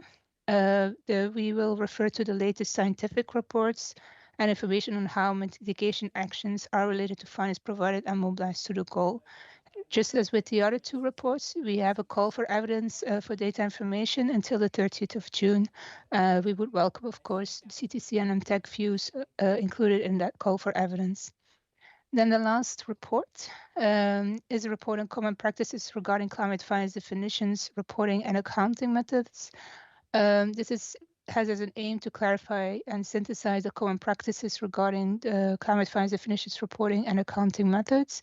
It will build on our previous work, so even if this is a new report, it is based on what we already did, and it will be aligned as well with the relevant chapters of the biennial assessment. We really aim for practical added value through identifying lessons learned, and this is being co-facilitated by my colleagues from Bolivia and Austria. So that is Mr. Ivan Zambrana Flores and Gertraud Wolanski from Austria. Then we have the SCF Forum on Gender Responsive Climate Finance. There it is really important to have an inclusive space for all climate finance stakeholders, and this year's topic is advancing gender responsive climate financing in the context of SDGs. So it will focus on inter alia on the investment frameworks, tools, criteria, and data, and reporting gender responsive finance. A draft program will be designed at our next meeting, and we will organize this meeting in the third quarter of 2024. The date and venue are yet to be decided, but the outcomes will be summarized by the SCF and presented and reported to the COP in the meeting in Baku. At this point, we do have an open call for inputs on sub-themes and case studies. So again, this is where there is an opening for the CTC and RUTEC to provide more information. And this is being co-facilitated by two new colleagues at the SCF, which is Patricia Roy Akulu from Uganda and Brittany Young from Australia. We're not there yet, but I think this point everybody well know, because CTC and EdTech always provide very good input for the draft arrangements between the draft guidance to the COP, to the GCF and the GEF for the COP. But this time around, we will also have to make arrangements which define the working relationship between the COP, the CMA, and the Loss and Damage Fund Board. So this will be prepared by the SCF and will be then considered first by the board itself and then subsequently submitted to the COP and the CMA.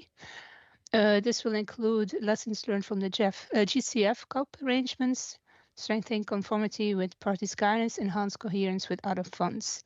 This is being co-facilitated by my colleagues from South Africa and Australia. So that would be Mr. Zahir Fakir and Brittany Young. So then as a final point of information, just to inform you for those three of those four key reports, so the sixth biennial assessment, the second USD 100 billion report, and the common practices report on definitions, we do have a webinar coming up on the 30th of April. This is really to bring together all members of the SCF body representatives, practitioner, experts to share their perspectives and information. And of course, we are welcome everybody to register for those meetings. So you can find all the information on the website. And yeah, it's just basically give important for technical issues, but also strategic issues will be touched upon during that webinar. Yeah. So hope this helps to give you an overview of what the SCF is doing and how you can provide input from your point of view. Thank you very much. Well, back to you, sir. Thank you very much, Vicky. I'm sure members did find this detailed update on the activities of the Standing Committee on Finance very useful. We appreciate it. Thank you for your time. And if you can just stay online with us at least through the end of this agenda item, but hopefully as a member of the AB, you'll stay on for the rest of the meeting as well. Now I would like to turn to Hansol Park, who is of the Green Climate Fund Secretariat, who is also joining us online. Hansol, the floor is yours. Can you ask her to stop sharing her screen? Vicky, I think maybe you still have the share screen function on. Can you turn that off so Hansol can show his slides? Okay, great. Thank you. Thank you very much, Chair. Sorry, Hansol, do you have slides? Kindly checking if I'm audible. Yeah, I have his slides. Okay. So Isabel is going to move the slides for you, Hansol, I think? Sure, that works with me. Okay. But just kindly checking whether you can hear me, whether I'm audible. Yes, and we see you. Wonderful. No, thank you so much. Well, thank you, Chair and distinguished members of the Advisory Board, and thanks to the Citizen Secretariat for having Green Climate Fund at this important meeting. I'm very sorry that I couldn't make it in person, though I was there for the joint session last week. Currently, I'm attending the NAP Expo in Bangladesh, so the situation didn't permit me to attend the CTCN Advisory Board meeting in person. Today, this presentation includes several important updates that GCF would like to bring to the attention of the Advisory Board, including introductory slide where I will offer a quick summary of the key outcomes in relation to GCF's work on technology. I'll also provide a quick summary of the key achievement that GCF has delivered in terms of its support for technology development and transfer, which has been captured in our latest annual report to COP. Finally, I will conclude my presentation by offering a set of updates and the latest progress that we have delivered since the latest update at the previous meetings of the CTCN Advisory Board. Next slide, please.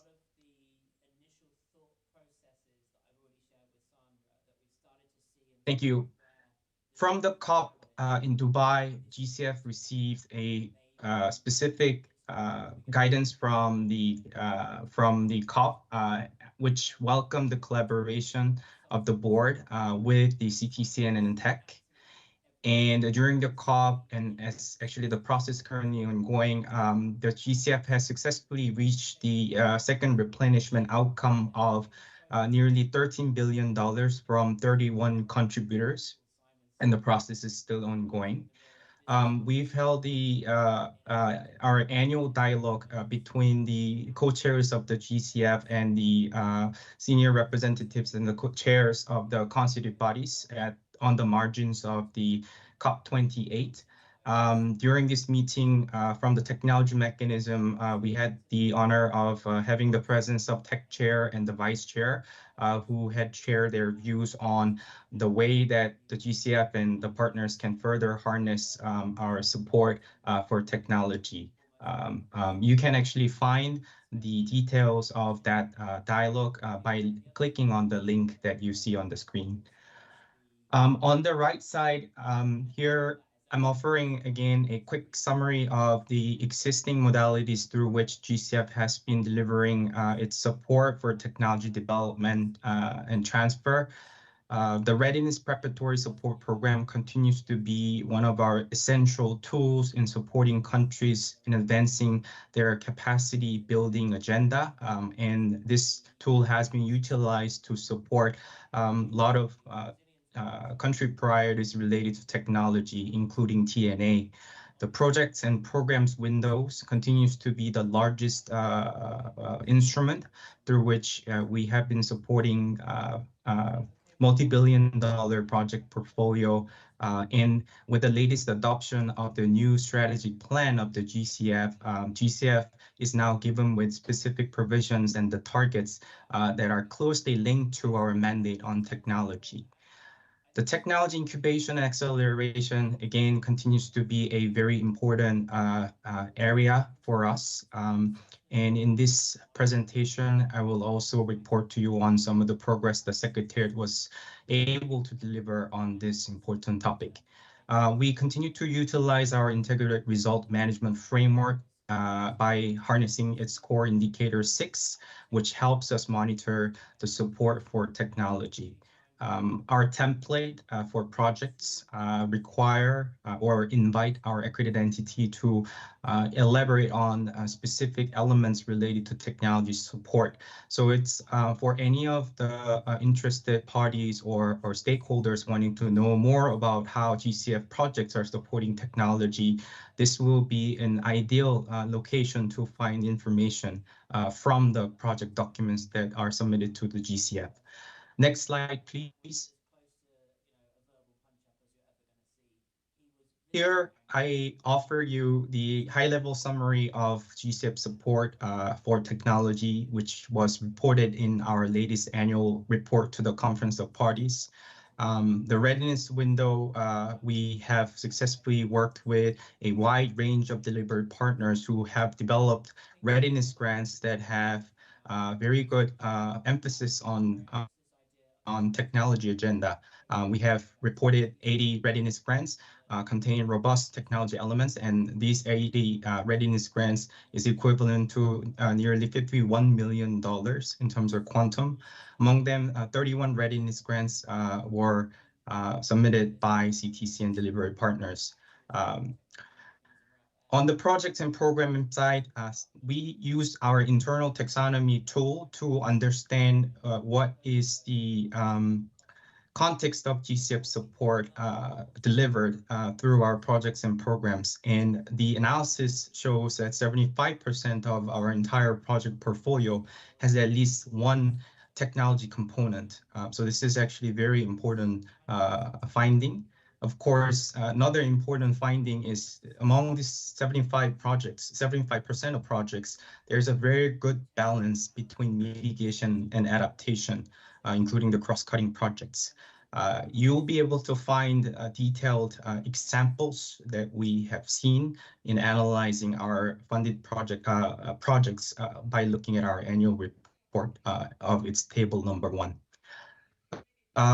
We also reported on our broad engagement with the actors from technology mechanism. I will not go into these details, rather focus on what has been additionally delivered since the submission of this report in the following slide.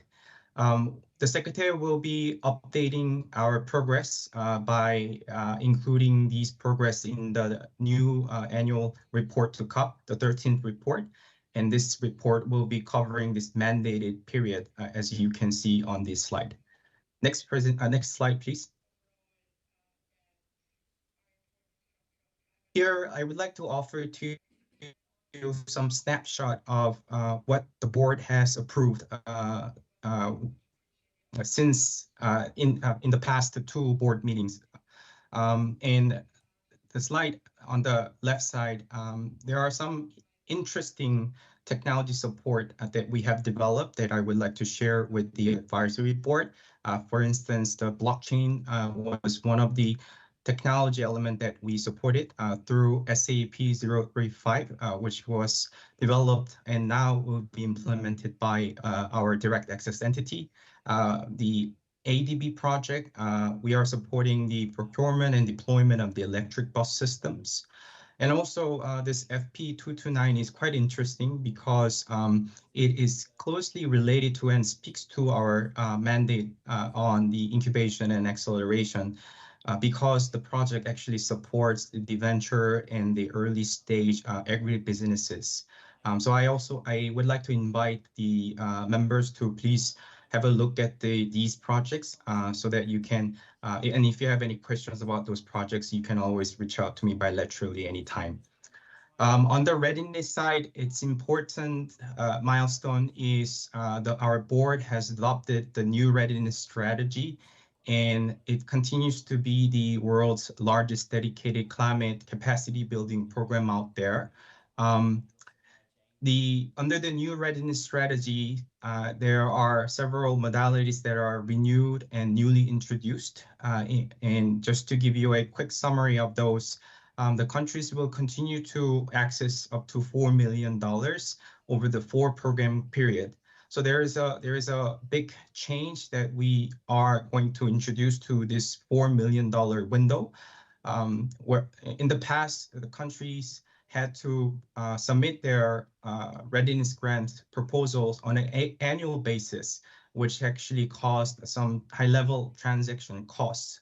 And the Secretariat, of course, under the guidance of the board, we have introduced flexibility to this $4 million window so that countries can actually develop their readiness plan for a long-term basis rather than something that would require revisit every year.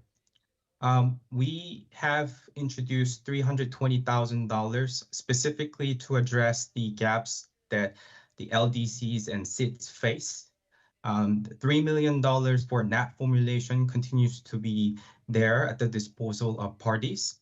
In addition to that, in order for Secretariat to support countries that have successfully formulated their NAPs so that they can transition towards implementation, we have introduced a new funding stream of $3 million to help with this transition process. Once of course, the countries will continue to be able to access funding from our project and program windows, but this additional funding stream under the new readiness strategy is aimed at really helping countries to use what was formulated through the readiness support for the transition to a bigger projects. We have introduced additional $1 million to help address the needs of our direct access entity. Secretariat has launched the soft launch of the operational modalities to unpack the strategy that was given by our governing body, and this process will conclude by September 2024. Next slide, please.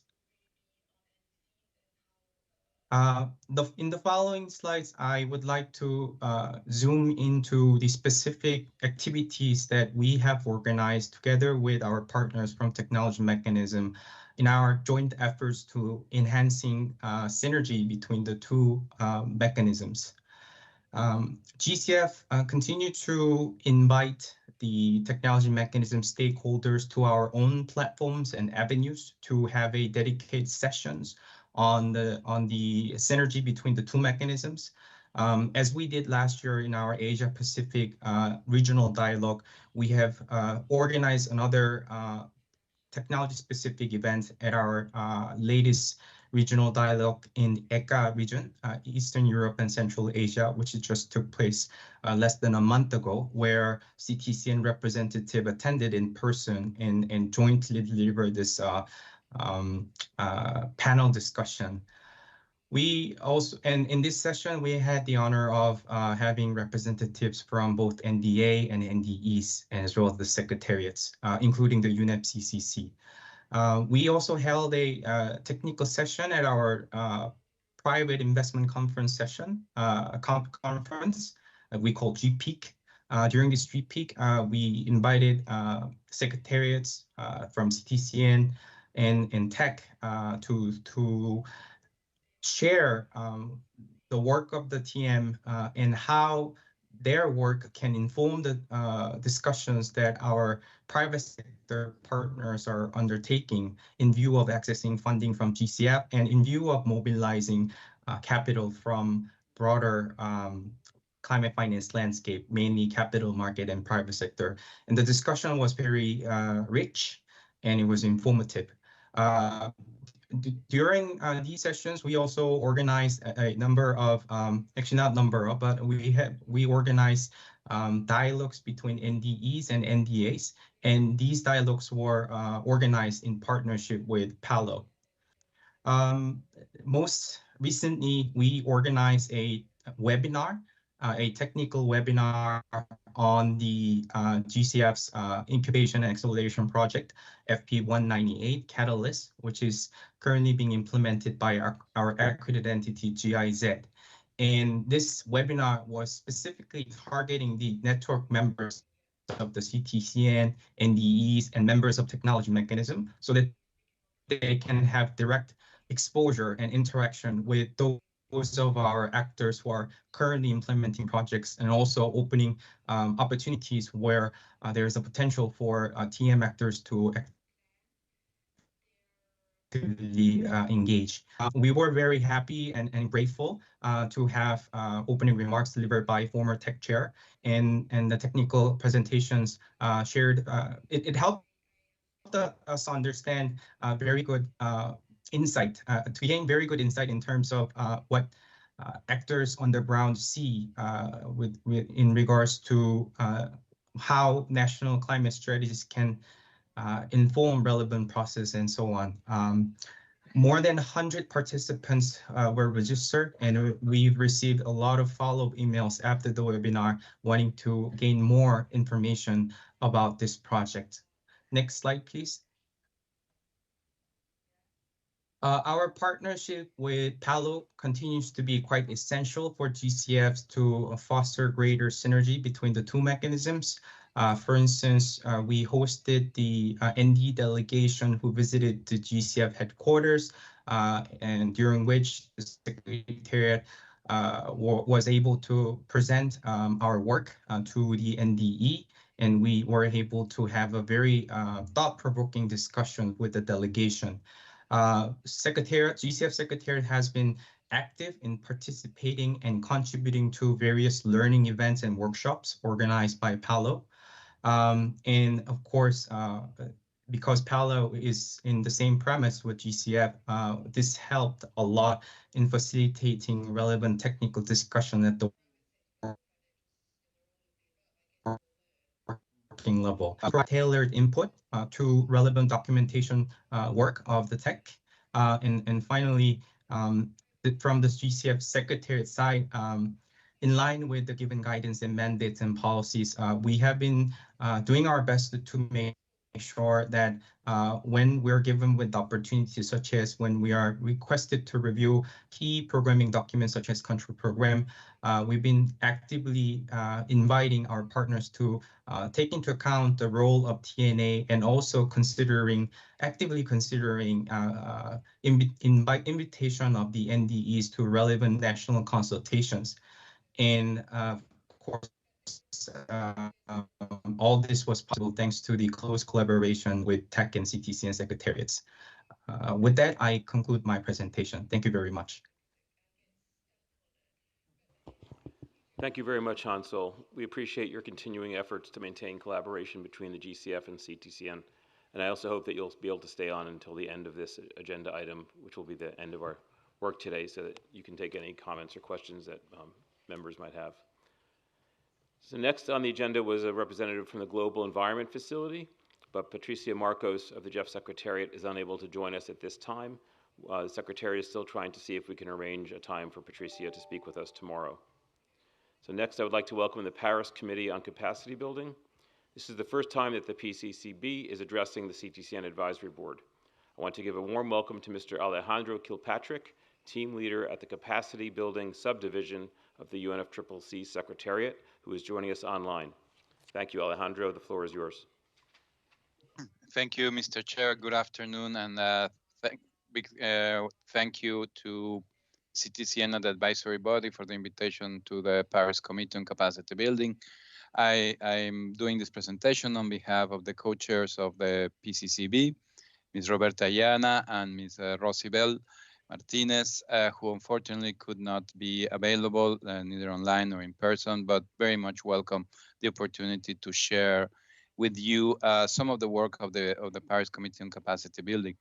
Maybe this is the first time or the first participation of the committee in this meeting. Maybe I will, if you allow me, just a quick overview of the mandate of the PCCB and its working areas before going into a bit of more concrete activities and how could this be of relevance to the CTCN. So the Paris Committee on Capacity Building has as its core mandate to identify current and emerging capacity gaps and needs in developing countries and provide recommendations to parties, both under the COP and the CMA on capacity building, how to address these capacity gaps and needs. The PCCB has 3 priority areas, one dedicated to identifying and providing guidance on how to address emerging capacity gaps and needs in developing countries. The other priority area is on coherence and coordination, promoting coherence of and coordination of capacity building activities within the UNFCCC process and outside the UNFCCC process. And the third priority area is stakeholder engagement and outreach, promoting knowledge materials and information exchange on capacity building amongst different actors. In this sense, I would like to highlight that the collaboration with the CTCN and the PCCB is long-standing and very concrete. One concrete example from last year is the publication by the PCCB of resource booklets, several resource booklets, and there was one dedicated to capacity building resources for climate technology, development, deployment, and transfer. And here PCCB benefited from very concrete and very useful submissions from the CTCN to produce this booklet. Submissions came from the entire technology mechanism, but I want to highlight the very good submissions from the CTCN that feature now in this booklet. This booklet is, of course, available in the PCCB webpage and has been very well received by various stakeholders as a very practical, very concrete resource, or where parties and other stakeholders can have access to information, programs, initiatives that help build capacity in developing countries. Another very important area of collaboration between the CTCN and the Paris Committee on Capacity Building is through the PCCB's informal coordination group. This is a group made up of representatives from all constituted bodies established under the UNFCCC. We also have membership from the operating entities of the financial mechanism and other processes like ACE, for example. And basically this coordination group is to, on the one hand, understand what other constituted bodies are doing on capacity building, but more importantly, to foster collaboration amongst bodies in the understanding that each body has different mandates, and but to some extent, a lot of the constituted bodies are engaged in capacity building, and of course, the CTCN is one of them, and the PCCB is very much appreciative of the engagement of the CTCN through its representatives in the meetings of this informal coordination group. The next meeting of this group actually will take place during the next SB sessions in June. And of course, an invitation will be sent to the technology mechanisms, to all bodies in the technology mechanism, and we look forward to the engagement of CTCN in that meeting. So it will take place most likely the first week of June. We will keep you informed on the set date and time, and it's a good opportunity to touch base and identify potential areas of collaboration with the PCCB. In the understanding also that during June, the PCCB will be holding its 8th formal meeting. The PCCB meets only once per year compared to other constituted bodies that meet more often, but the PCCB works very actively intersessionally. But that formal meeting is also an opportunity for the PCCB to engage with other constituted bodies and observers in Bonn. That meeting will take place from the 10th to the 12th of June. I would also like to mention that the PCCB every year, the committee selects a thematic or focus area. pertaining, of course, to capacity building, which will sort of guide and frame the work of the committee for that entire year. The focus area for this year, I think, is particularly interesting and important maybe for the collaboration with the CTCN, because it's on capacity building for supporting implementation of NAPS, particularly how to enhance capacities for accessing finance to implement NAPS. So the PCCB is undertaking a series of activities to deliver on this focus area, like cooperation with the Adaptation Committee, connections with the Durban Forum on exchange of information and practices on capacity building. Another new mandate received by the PCCB, and this is an open call, is the PCCB was asked as part of the Global Stocktake outcomes to identify capacity building activities supporting the preparation and implementation of NDCs in different, that's the mandate. And we are collecting through the capacity building portal any resources that are relevant. For example, training courses, toolkits, workshops, etc., that are helping parties, developing countries prepare and implement their NDCs. So an open call, should the CTCN and others be interested, we'll be more than happy to receive any resources that you deem useful. The PCCB also organizes every year the Capacity Building Hub. It's a mandated activity which take place during the COP. It's a week-long series of events on capacity building, structured along thematic days. So there's each day has a specific theme. So capacity building, for example, for adaptation, for mitigation, just to give you an idea. So every day has a theme, and the PCCB is already in the process of developing the outline of this capacity building hub, and looking forward maybe to further discuss with the representatives of the CTCN, particularly during the forthcoming formal meeting of the PCCB. I would also like to mention there is the CTCN and its network, or the network, but the PCCB also has a network. It's a network made up of, at the moment, almost 400 institutions, organizations from different constituencies, UN agencies, NGOs, private sector, youth organizations. And it's a network on capacity building, to exchange information, but also to seek collaboration. So I would like to mention this as maybe an opportunity for better synergizing amongst networks, particularly in the context of building capacities, which is a common area, of course, for both the PCCB and the CTCN. So the PCCB, maybe just to mention, will be reviewed at the end of this year at COP. So we're looking forward to what would be the outcome of this review, and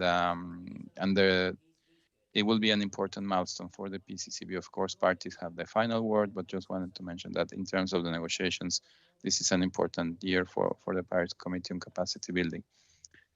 So maybe, Mr. Chair, I will stop here, but I'm more than happy to stay on and answer any questions that may arise. Thank you very much. Thank you very much, Alejandro. We appreciate it. That was very helpful. Also on the agenda for today, we had the Santiago Network for Loss and Damage, but the representatives were unable to confirm their participation for today. And in fact, on Friday at the joint session, we did have a representative of the Santiago Network speak then. So all AB members did receive an update from the Santiago Network on Friday, along with the tech. So that concludes the planned presentations from the other constituted bodies under this agenda item. The schedule for today had the formal meeting running until 6 o'clock. So we're in good shape for up to 25 minutes of discussion on any of the presentations that we just heard from other UNFCCC constituted bodies. So I now open the floor for questions or comments regarding these presentations from the constituted bodies. And everyone, just please keep in mind that the schedule has us concluding the meeting at 6 o'clock.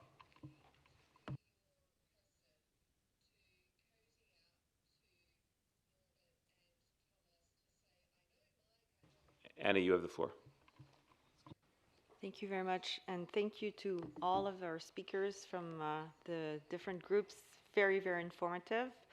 I just note with great appreciation the GCF's work on readiness, and I would be interested in having our secretariat talk to us AB members about work around readiness within the CTCN. Thanks. Thank you, Annie. Fred, you have the floor. Thank you. Just two brief questions to the Standing Committee on Finance. We talk of climate finance, and when you hear along the corridor, they say we don't have a definition of climate finance, and yet agendas are set to discuss the same matter continuously. When shall we have a definition of climate finance so that we speak about what we know? Because right now we seem to be speculators about the understanding of climate finance. Then the other issue, again to this Standing Committee, I see continuous reflection of these hawks, the 100 billion US dollars per year by 2020. Wouldn't we rather spare time to discuss other strategies to realize resources than concentrating on what failed, what we know cannot be delivered, what we don't know the status? So I think it's time we forgot about the 100 billion US dollars per year pledge, which was made by developed countries.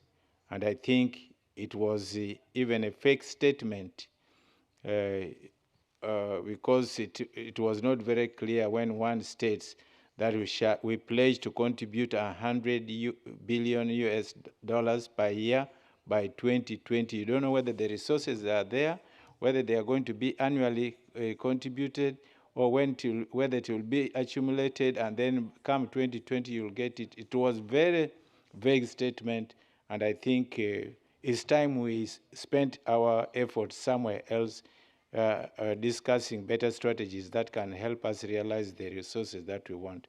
So those are my two remarks. Thank you. Thank you, Fred. Dietram, you have the chair of the floor. Many thanks, Chair. So I just would like to add to the points which Tipian already made on the important collaboration between the TEC and the CTCN.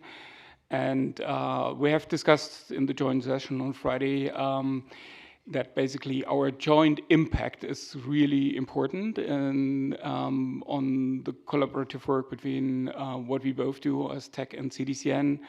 Overall on transformational change, both on mitigation and adaptation. And as we heard today from Rajiv, I think CTCN is doing tremendous work on the various projects with countries, and that goes into policies.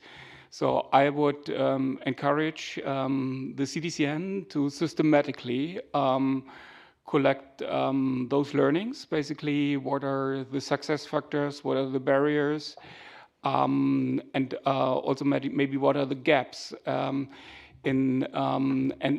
bring that back to the TEC, basically also, so we can systematically also then include it in the TEC in our work and feed it back to the various task forces the TEC has. So that would be highly appreciated. Thank you. Thank you very much, Dietram. Do any other members of the board have any comments or questions regarding the presentations from the other constituted bodies? If not, do any observers wish to speak on this agenda item? Okay, we may be able to end ahead of schedule. Yeah. Okay, so I'm going to close this agenda item. Thank you, colleagues, for a productive second day.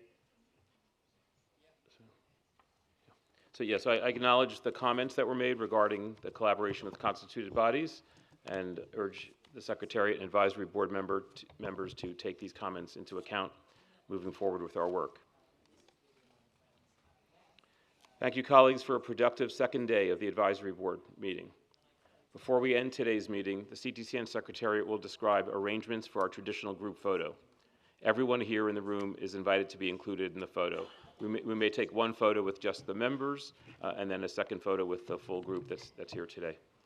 I hope you'll be able to stay a few minutes after the meeting to join us for that group photo. We have concluded our work under all the agenda items programmed for today. In this building, the Secretariat has arranged for a room to be available for informal meetings, networking, or even socializing up until 8 p.m., and that is room 0.9.34 Yangtze.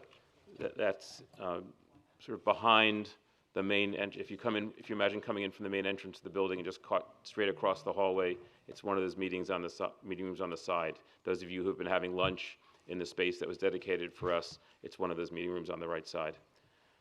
We will reconvene tomorrow at 9 a.m. in this same room. I look forward to our fruitful discussions tomorrow. The session is adjourned, but please just stay for another minute or two so the Secretariat can provide additional details on the group photo and then also the optional dinner that has been arranged for this evening. Now, Anastasia will give us more information about the group photo, and either she or someone else from the Secretariat will also provide more details about the dinner. Thank you, Secretariat, and thank you, everyone, again, for productive meeting today. Should have started off by mentioning the fact that today is actually Earth Day. I know it's actually celebrated, and I think most countries around the world today is Earth Day. Of course, not such a big deal for us because every day is Earth Day for us, right? But still, a great way to spend Earth Day together and continue making real progress together through the CTCN. So happy Earth Day, and let's continue to celebrate and keep pushing forward. Thank you, Chair. Just to guide in the group photo, you see a photo reference on the screen now. So we have a colleague Diane, Javon, Julia, Jean, and Bibiana, and Maricela. They will be waiting for you at the elevators on the ground floor to accompany you to the third floor.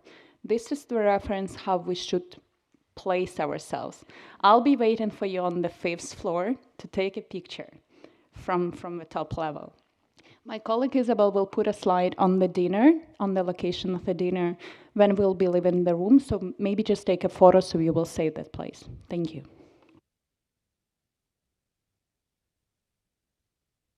I also just want to add, I was at the Danish Architecture Center yesterday, and the stairway is actually featured in an exhibit at the Danish Architecture Center, so it really is a very beautiful architectural design that we're privileged to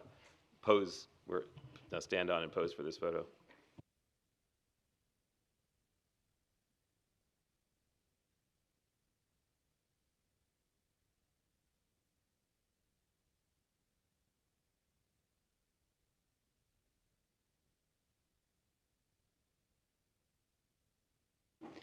Dear members, the details on the dinner for today is on the screen. Thank you.